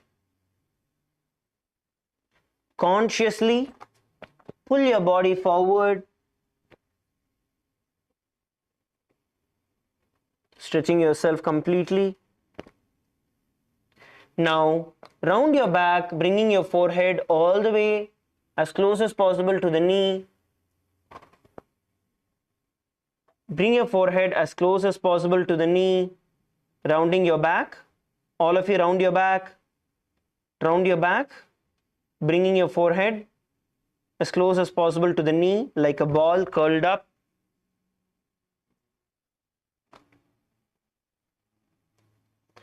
Visualize you are the weapon of Indra, Vajra in your inner space, and the internal japa Om Nithyananda Paramashivoham. इदानीं गर्भिणीनां योगाभ्यासो यथा लघु सुखप्रसवलाभाय प्रोच्यते प्राक्तने पथि दण्डपद्मभरद्वाज वीरवज्रसमानितो आसनानि सदा कुर्यात् सुदीर्घैरे च पूरकैः. Relax, slowly sit up in Vajrasana. Sit up in Vajrasana. The next asana all of us are going to be doing is going to be Meshasana. So from Vajrasana we are going to be entering into Gajasana, which is placing your hands in front. Lift the knees off the ground. Make sure that your heels are touching the ground. All of you, make sure that your heels are on the ground, the soles of your feet completely on the ground. Come on, every one of you enter into Gajasana. Please enter into Gajasana. Now from this position, you're going to be raising one hand off the ground and stamping it on the ground. Just like how a ram, a goat would get ready to charge. Stomp the ground with the alternative hands.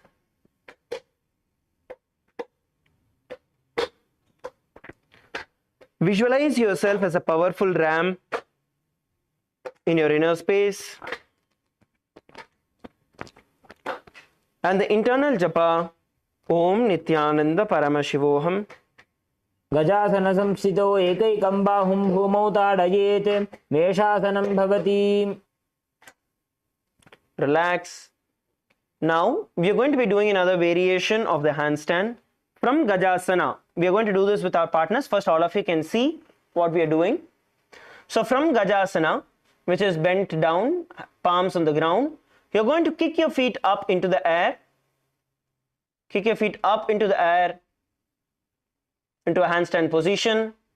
From here, slowly bring the elbows to the ground and go up again. So this is Ajasana. Relax.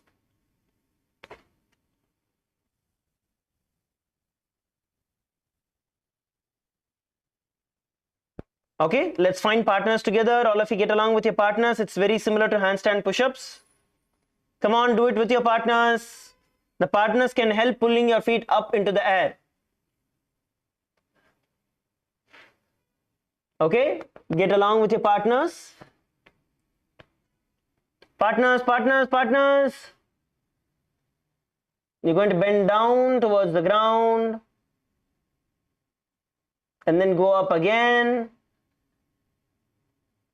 You can do how many ever times you're able to pull yourself up.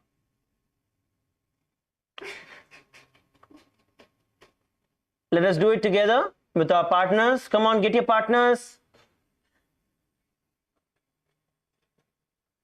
See, even if you're not able to go down, that is fine. Get on top of your hands and try staying there. And even if you're able to do one, you can relax and come up again. Yes, let's see, let's all do it. Come on, LA male team, yes. Come on, pull. Go down and up. You can switch partners and do. You can switch partners and do it. Please switch partners and do it. Ajasana. Let's perform the asana together.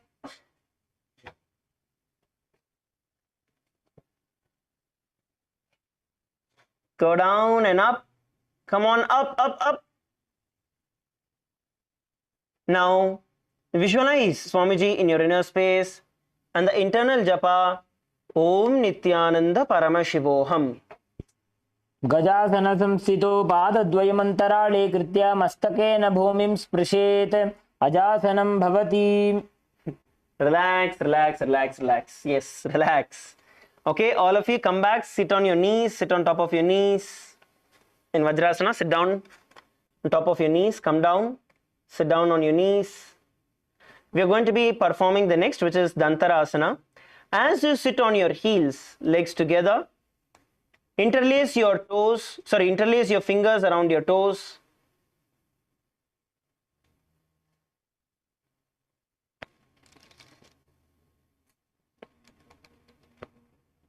And then place your hands on your knees. Once you interlace it, then place your hands on the knees.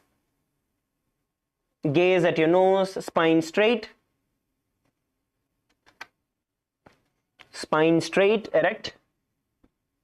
Sit up straight, straight, straight, straight. Sit straight.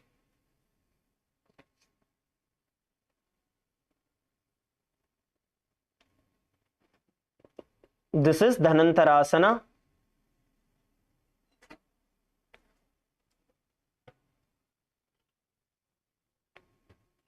Just sit.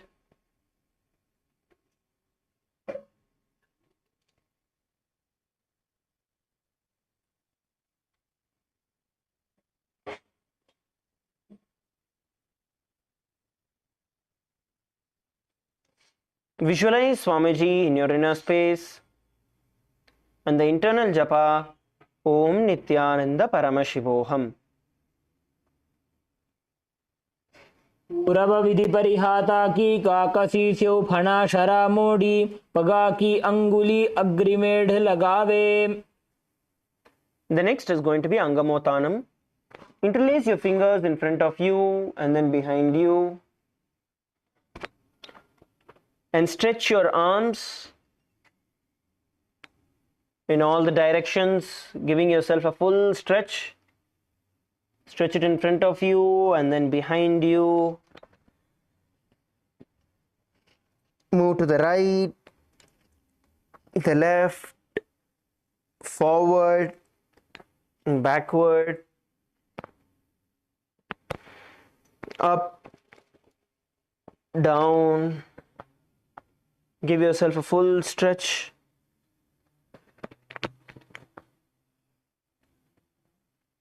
Stretch out all the joints in the hands, the back, shoulders. Stretch, stretch, stretch, stretch, stretch.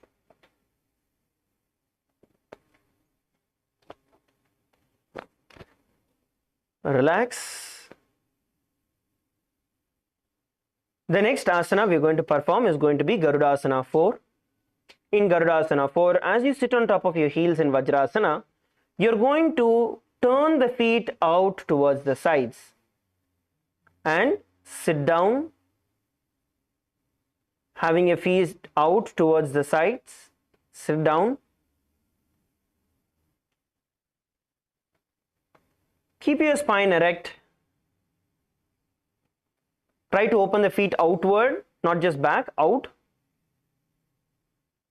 Yes, even if it is a little uncomfortable, it's okay. Try and hold in that position so it starts becoming comfortable. See yourself as Lord Garuda flying with Mahalakshmi and Mahavishnu on your back. And the internal japa Om Nithyananda Paramashivoham. जंघोरुभ्यां धरां पीड्य स्थिरकायो द्विजानुनां जानु परिकरद्वन्द्व गरुडासनमुच्यते. Relax. The next asana we are going to be performing is going to be Ananda Mandirasana. In Ananda Mandirasana, as you sit with the legs folded back, open your knees nice and wide. Open the knees nice and wide. And place the buttocks onto the ground. Place the buttocks on the ground in front of your feet. Now hold on to your calves towards your ankles with your hands at the back. Hold on to your ankles at the back with your knees wide out.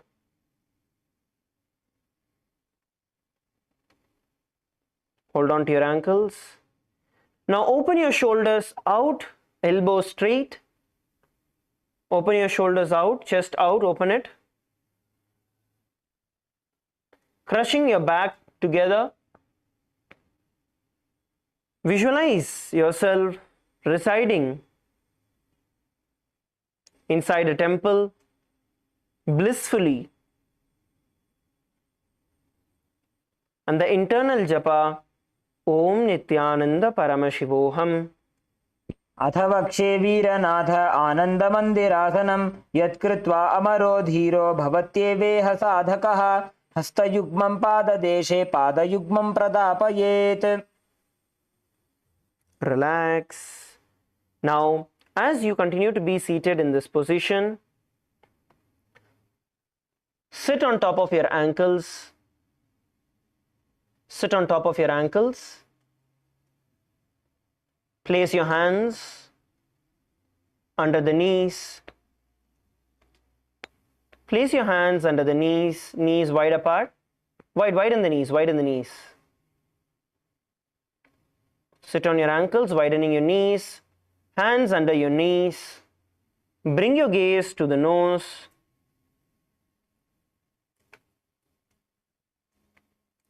Bring your gaze to the nose. You're going to visualize yourself as a frog in your inner space. And we are going to perform the Uddiyana Bandha. So inhale and exhale fully. And pull your stomach in and up. Pull your stomach in and up into the Uddiyana Bandha. And relax. Repeat it again. Inhale and exhale. Hold the breath as long as you can inside you. And relax from the Uddiyana Bandha. Let's repeat it another time. Inhale and exhale. Now pull your stomach in and up, holding it as long as possible inside. Visualize yourself as a frog in your inner space and the internal japa, Om Nithyananda Paramashivoham.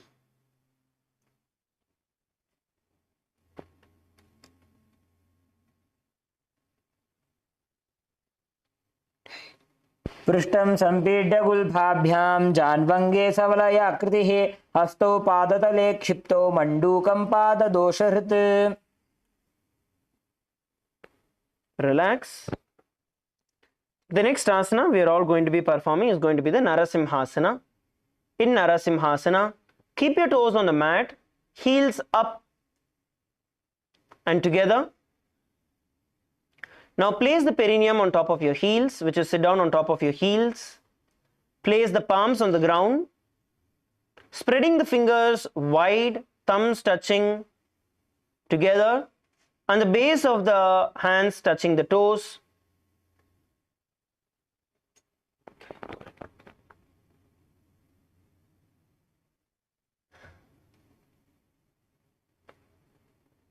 Now bring your gaze to the nose. Stick your tongue out and exhale.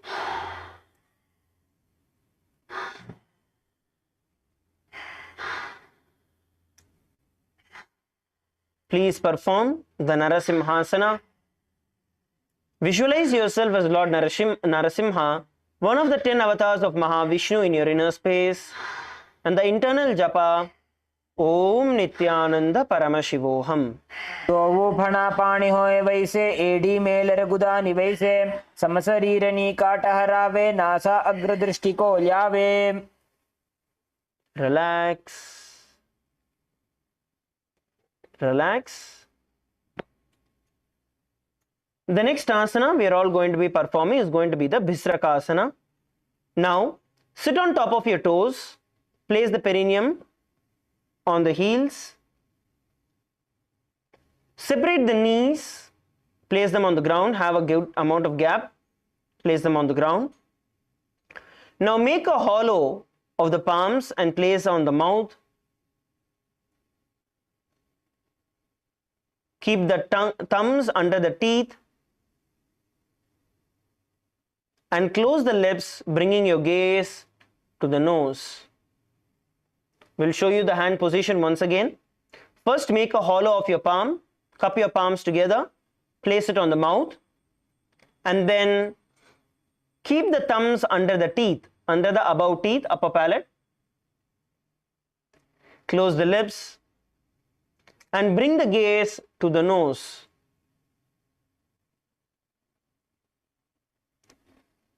Visualize yourself as Devi Parashakti in your inner space.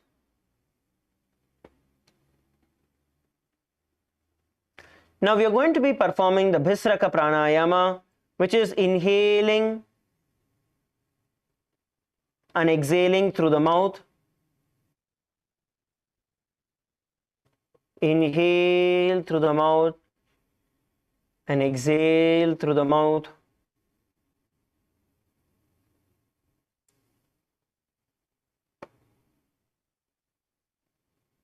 Continue to perform the Bhisraka Pranayama.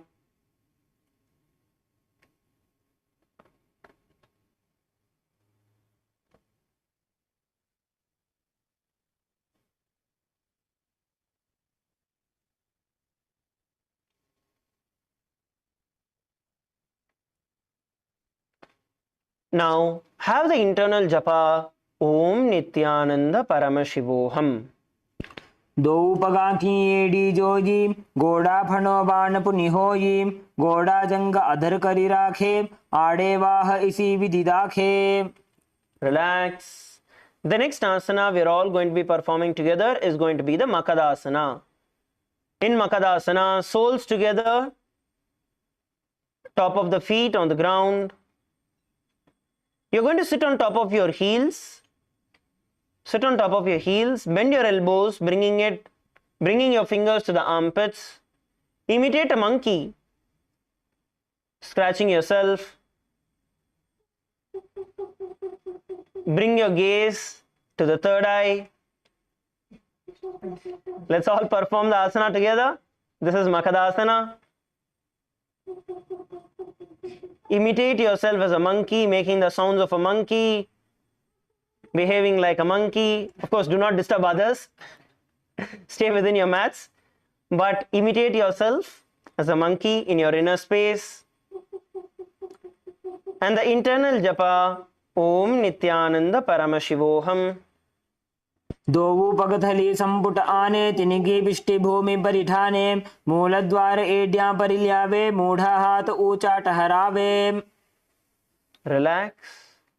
Now slowly lie down on the ground in Shavasana. Lie down on your back. Keep your palms to the side. Keep your palms to the side.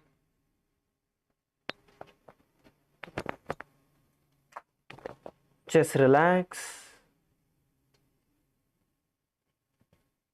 Feet slightly apart.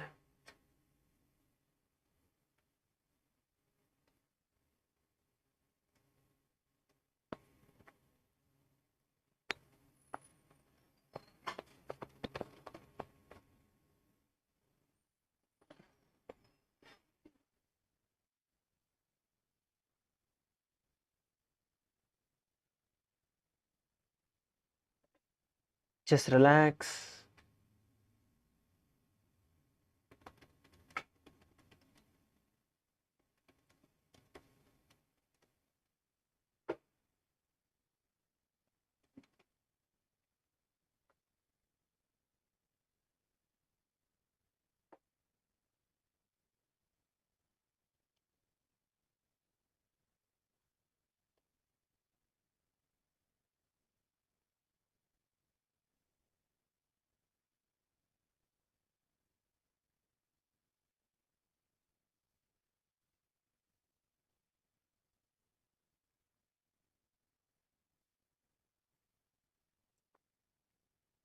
Just relax.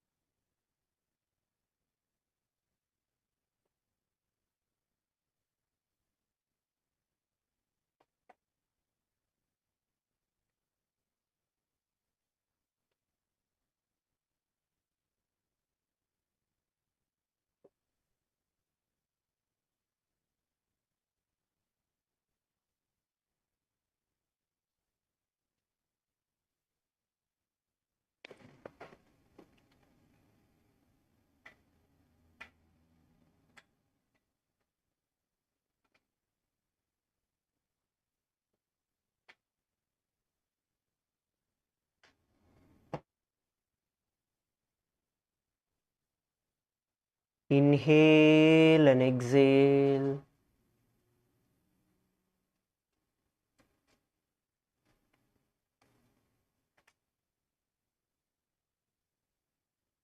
Inhale and exhale.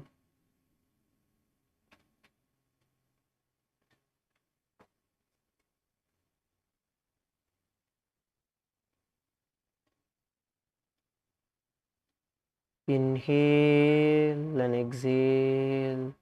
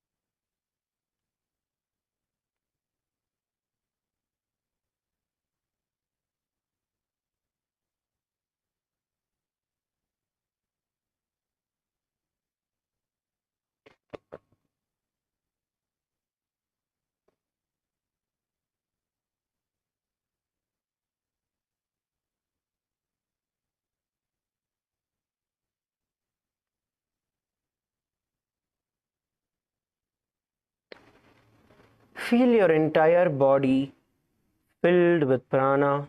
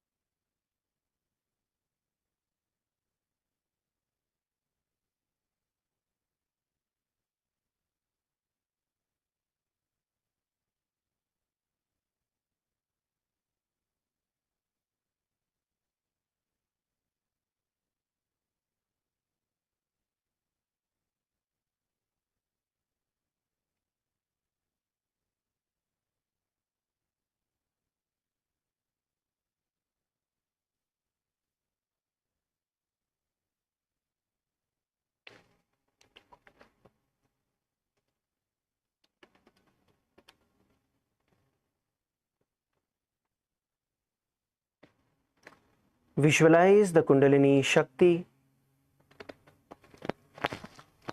flowing up through your spine towards your Sahasrara Chakra.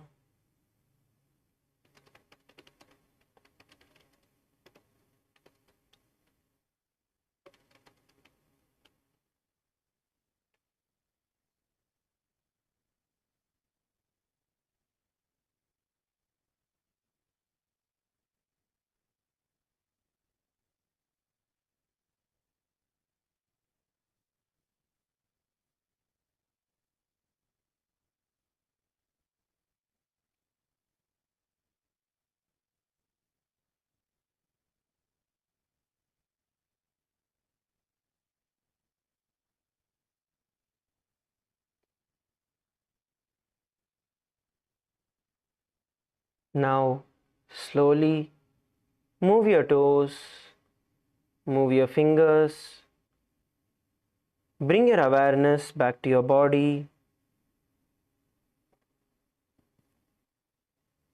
Bring your awareness back to your body. Bring your knees towards your chest. Hug your knees and move. Swing yourself to the left and right.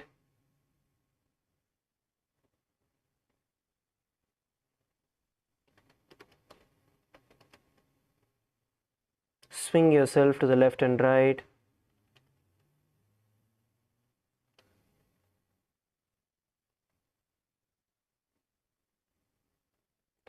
Come up into a seated position and just sit unclutched.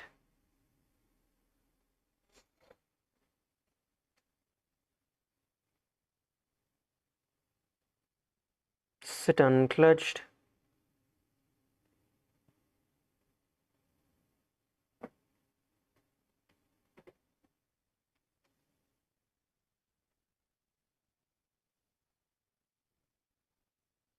Just sit still.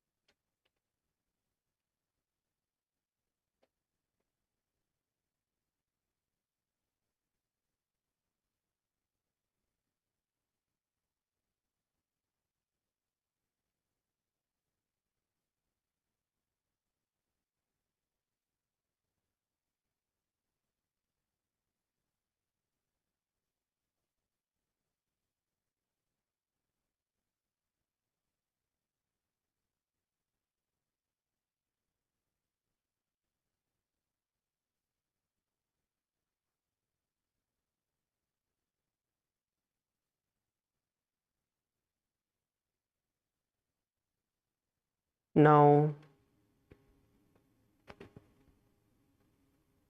bring your hands in front of your heart in the Namaskara Mudra.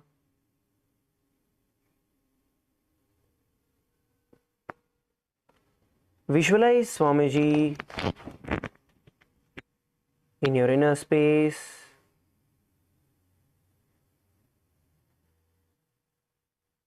Let us offer our gratitude to Swamiji by chanting the Purna Mantra. Om Purnamadav Purnamidam Purnat Purnamudachyate Purnasya Purnamadaya Purnamevavashishyate. Om Shanti Shanti Shanti Harihi Om Tat Sat. Sarvam Bhagavat Shri Nithyananda Paramashiva Padukarpanamastu. Om Nithyanandam. Thank you, everybody. Let's all gather back for the next session in 15 minutes.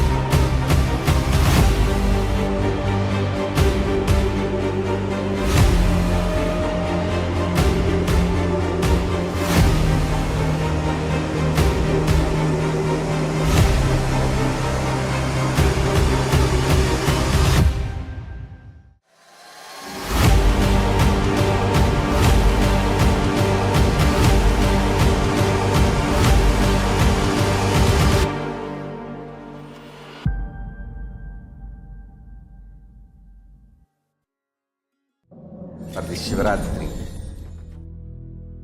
Meditate on this light, intense light, which makes you feel very pleasant in the body, and that heat which is very pleasant. And I tell you, when you meditate on this light and this heat pleasant, you just lose sleep on that Shivaratri night. You become awake. That is what is the real context of not sleeping on that night.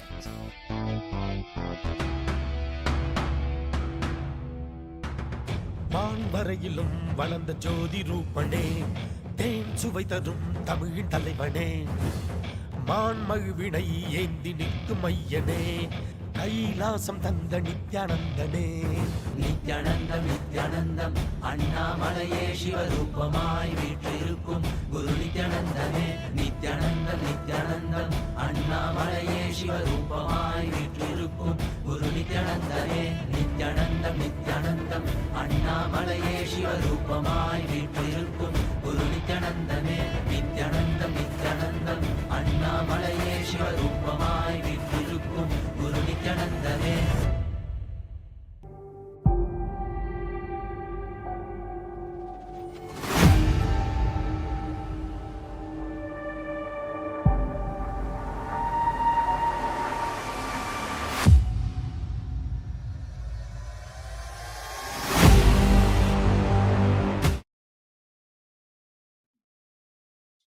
नित्यानन्दं परमसुखदं केवलं ज्ञानमूर्तिं द्वन्द्वातीतं गगनसदृशं तत्त्वमस्यादिलक्ष्यम् एकं नित्यं विमलमचलं सर्वदी साक्षिभूतं भावातीतं त्रिगुणरहितं सद्गुरुं तं Namami. Nithyananda, all of you. Nithyananda, everyone. And welcome to today's day 8 of Jayanti Paramashivoham. And this Paramashivoham is special because this is the celebration of Jayanti, the birth of the Supreme Pontiff of Hinduism himself. And we know how much he has contributed not only to you, to the whole world itself, and going on contributing. That's why this celebration is so important. And that's why as the Brahmosam itself is going on, you are most welcome to offer your gratitude to the Supreme Pontiff of Hinduism.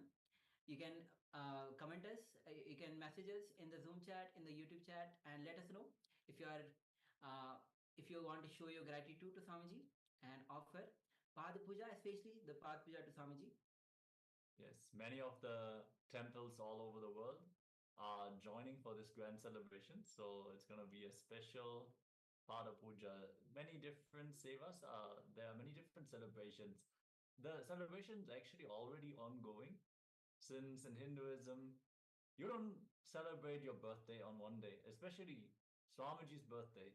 The landing of the avatar is not only celebrated on one day, it is an ongoing Brahmotsavam. So it is a festival. So we're already in the Jayanti celebrations, and Paramashivoham is celebrating along. We invite all of you to join for these celebrations. And throughout the day, we're going to share more and more information about the different sevas and how you can express your gratitude. And yeah, after this powerful yoga session, we want to invite you naturally to start off this day of Paramashivoham with a power manifestation. Yes. So with this, let's get ready. All of you can switch on your cameras. We have, so first of all, welcome all of you. We have Yang Gang Hong, who has joined us, Nithyananda. We have Ananda Aghorukni, Nithyananda. We have Wang Shiben, Nithyananda. And with the name Huai, if you can rename yourself and switch on your cameras. Ma Kali Wang, Nithyananda, please switch on your camera. Ma Amrita Vandani, Nithyananda, switch on your camera. And Ma Shukran Zanda, Nithyananda, all of you. And all the participants on the YouTube as well, you can start sharing your power manifestation, revelations, and anything you have. So let's get ready to manifest the powers of Paramashiva. Yes, we had one request of the Chinese world participants, since the translators had not been available surely many would be attending the Paramashivoham program, which we also want to shout out at this point. There's going to be a second season of Paramashivoham, so make sure you join and you become part of your Raja Sabha. Become a part of the government of KAILASA and contribute in that way in this grand vision and mission of KAILASA. It is the next level expansion that you can experience. So make sure that you don't miss this opportunity to be part of the very first people, the founding fathers of this Raja Sabha movement. Yes. So we want to request, if it is possible, to organize for some Chinese translators for Paramashivoham Level-1 and Level-2. Ananda, if you are there, if it is possible for you to reach out to someone, or reach out to someone to reach out, make a roll call, and let's get the Chinese translators on board so everyone can benefit from this program as much as possible. Yes. So with this, let's enter into today's day 8 of Paramashivoham. We'll be starting with the power manifestation. Okay. Thank you, Ma. Ananda. We received a message. So let's get ready. You can cover your eyes. Meanwhile, we'll be entering into the SAS Pramana, which is the scriptural reference for manifesting the power of third eye. Kapalantarmano yasya tishtan nilitalochanaha kramena manasodharya lakshaye lakshyamuttamam. The translation of this beautiful verse goes as: by fixing the mind on the inner space within the crown center and sitting stably without any movement, having the eyes closed, in succession by that stability of mind and inner space through the power of the third eye, one directly sees the ultimate goal, Lakshyam, by having the vision beyond the sight that reveals any object or place, attaining the space of oneness with the source, Paramashiva.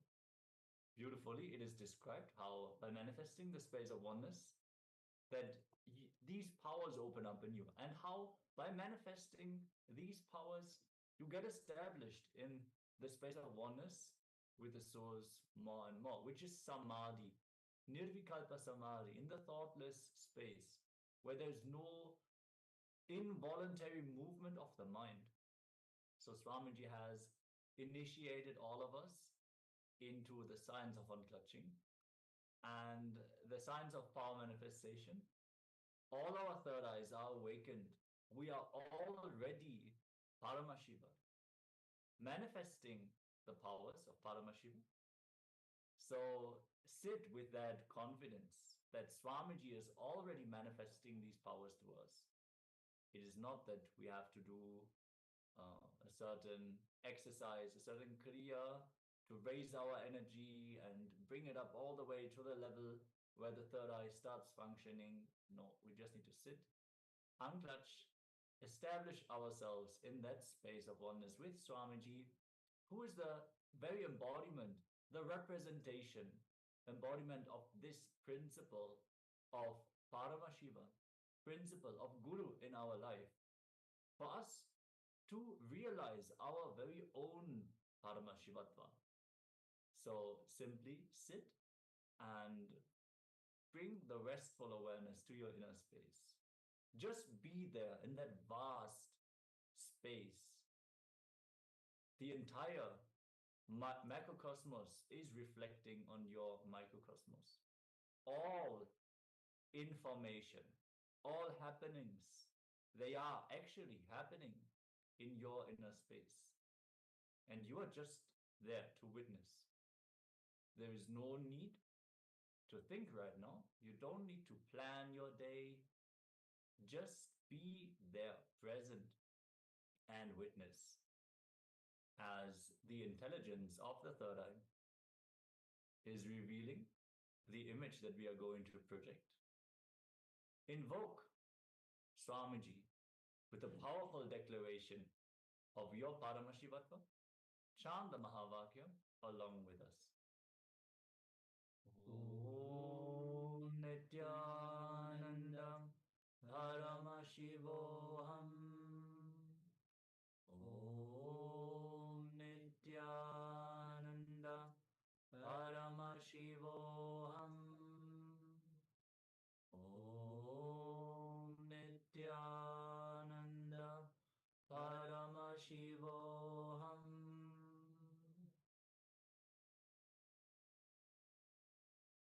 Now, sit with your eyes closed and start manifesting this power of third eye. The image will be shown.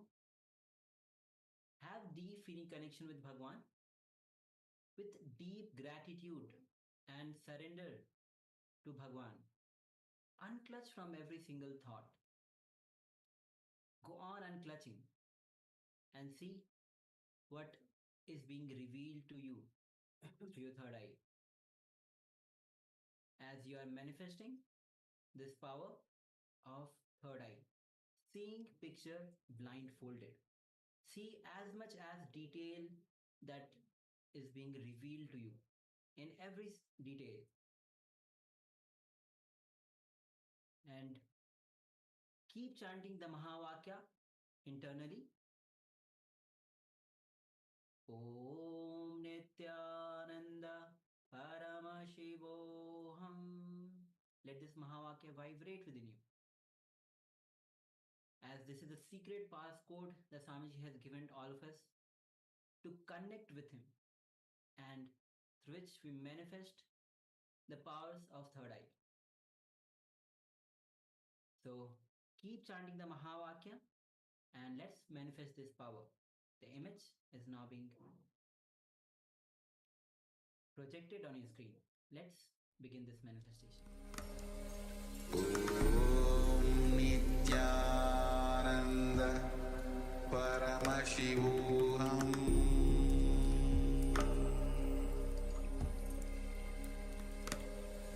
Om Nithyananda Paramashivoham.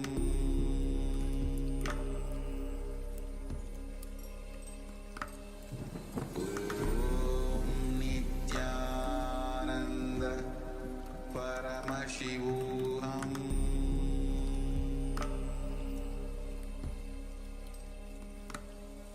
Om Nithyananda Paramashivoham. Om Nithyananda Paramashivoham.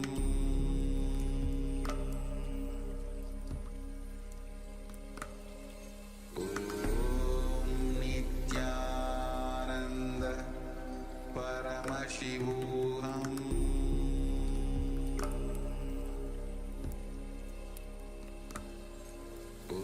Om Nithyananda Paramashivoham.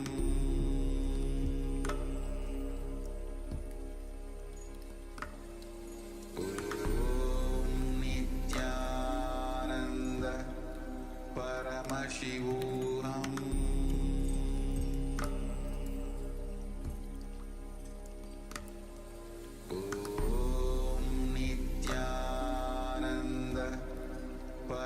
Paramashivoham. Om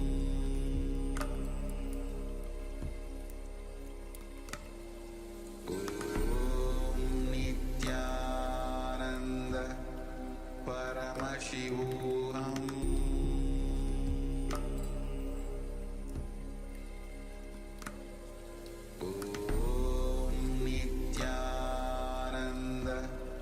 Paramashivoham.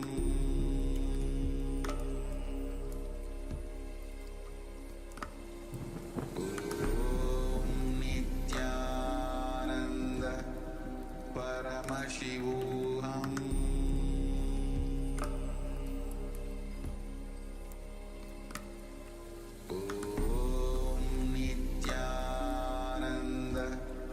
Paramashivoham.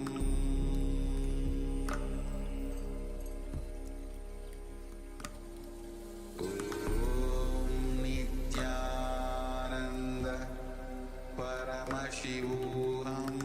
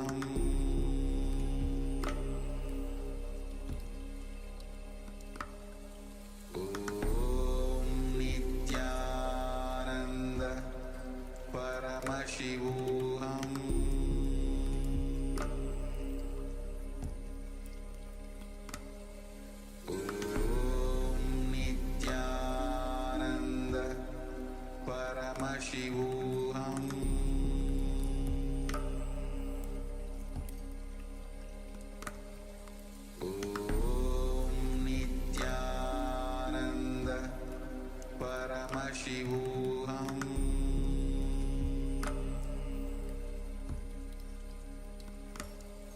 Om Nithyananda Paramashivoham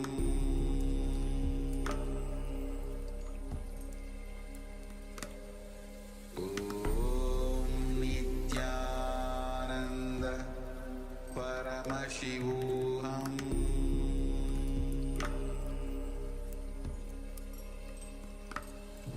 Om Nithyananda Paramashivoham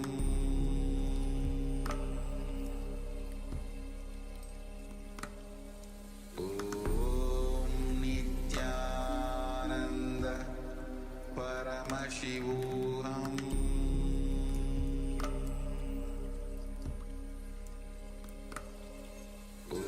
Om Nithyananda Paramashivoham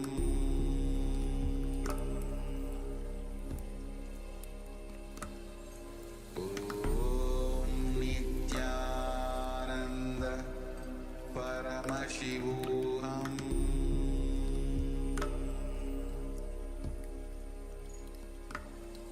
Om Nithyananda Paramashivoham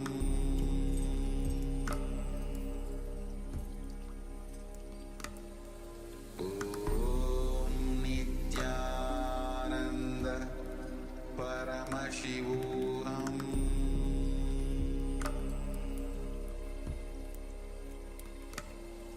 Om Nithyananda Paramashivoham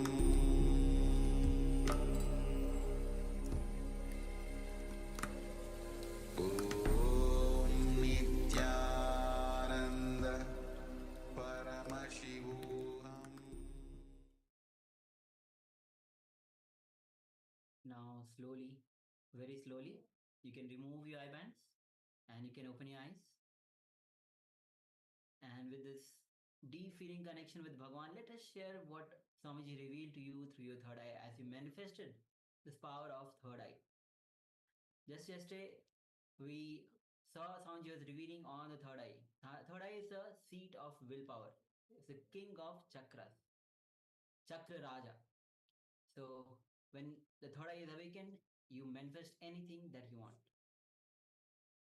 So please take a moment and let us share what was revealed to you, any detail that was revealed to you, whether you saw just a single image or you have heard some sound, you had some feeling, or multiple images were revealed to you, details, so much of detail, or even just you saw something just completely dark. Without any hesitation, go on sharing.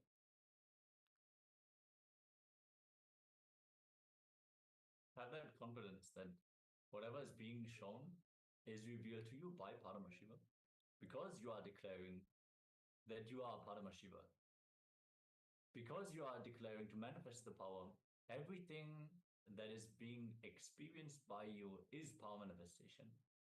If you sit with that confidence, more and more the powers will start expressing more and more vividly.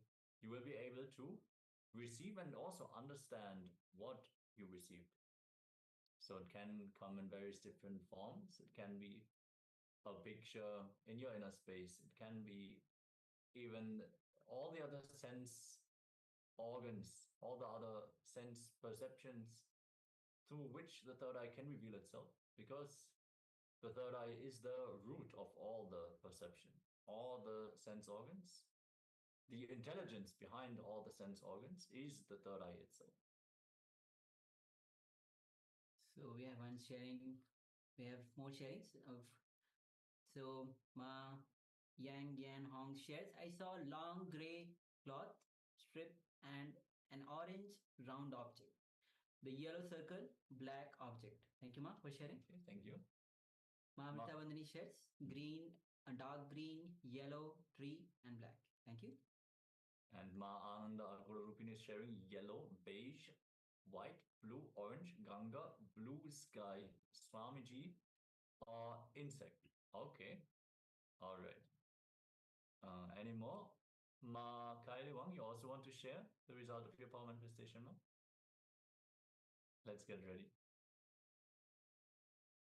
Yes. Okay, we're going to project the image on screen for all of you to verify. And for all the YouTube viewers as well, share your power manifestation results so we can celebrate along with you. Yes, as you can see, it's a plate and a bowl. On the plate, there are chapatis, and in the bowl, there's a chutney. There's some decorative herbs. The background is in different shades of gray, and the plates are in dark gray or black color. So the yellow circle, definitely present. Round objects, absolutely. Orange round object is definitely the chutney in the top right, which is round and it's orange. So very close, ma. Next time you manifest the power, when you see a round object, you can request Swamiji, show me what is the object that I'm seeing. Don't just show me the shapes. Since you are very close with your manifestation, request Swamiji to reveal the details. What is it that I'm seeing? What is the object? So also for Ma Amritavandini, the colors are spot on. Absolutely. And Ma Ananda Gaurarupini, yellow, beige, white, blue. Yes, yes. The chapati definitely beige in color. Blue sky. All right. So let's get ready. We're going to have a second round. So again, you can cover your eyes with the blindfold as we move to the second round of this manifestation. And also requesting all the participants on the YouTube also, you can also start sharing your revelation on the YouTube chat, and we'll be attending to each of your comments. So please cover your eyes now with the blindfold, or if you don't have the blindfold, you can use the piece of cloth and let Swamiji manifest through you. As Maharaj already mentioned, you are Paramashiva. Yeah. With that cognition, let's manifest this power of third eye as we enter into this second round of this manifestation.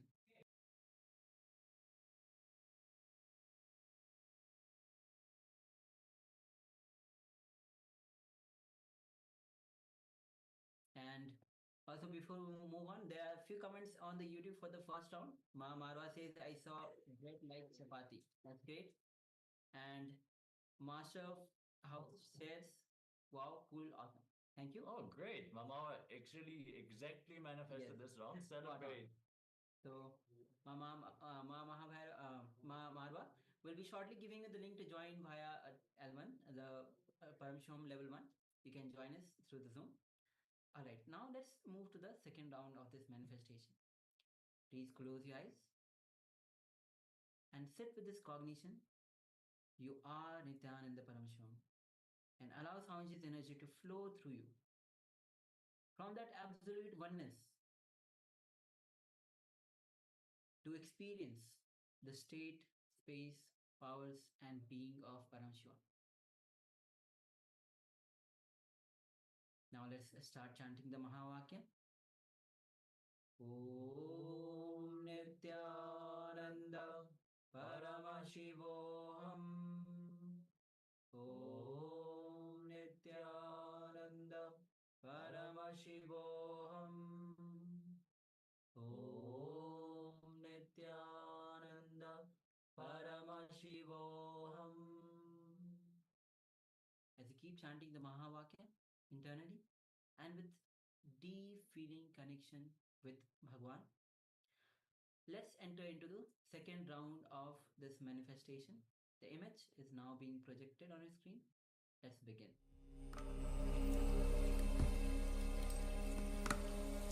Om Nithyananda Paramashivoham.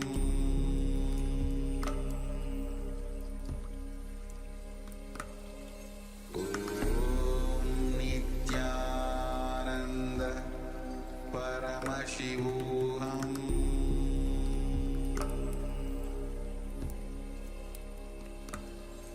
Om Nithyananda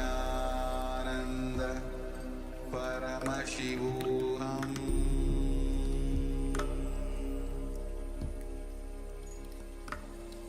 Om Nithyananda Paramashivoham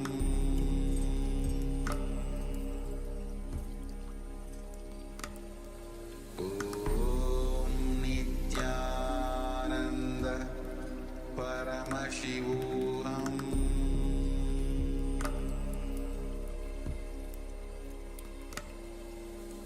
Om Nithyananda Paramashivoham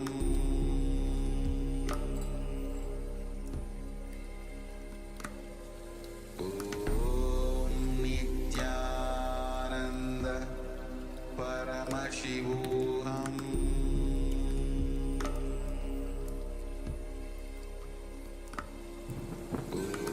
Om Nithyananda Paramashivoham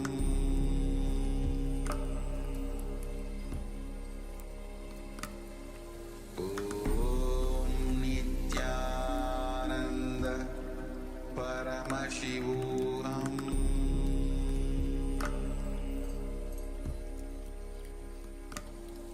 Om Nithyananda Paramashivoham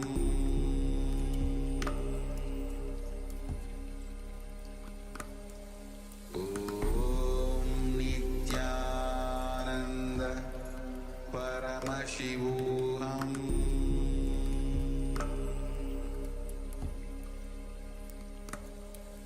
Om Nithyananda Paramashivoham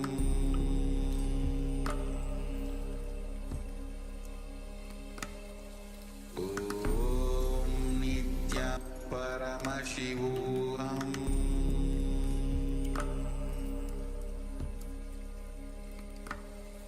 Om Nithyananda Paramashivoham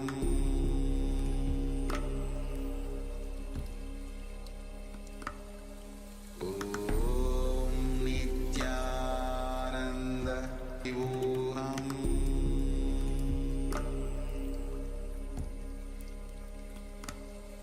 Om Nithyananda Paramashivoham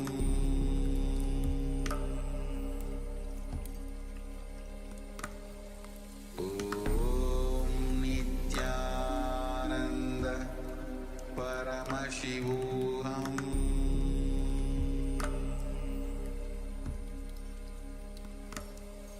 Om Nithyananda Paramashivoham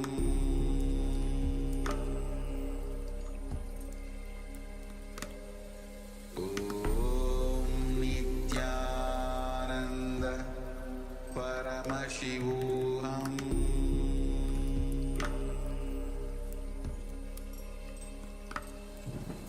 Om Nithyananda Paramashivoham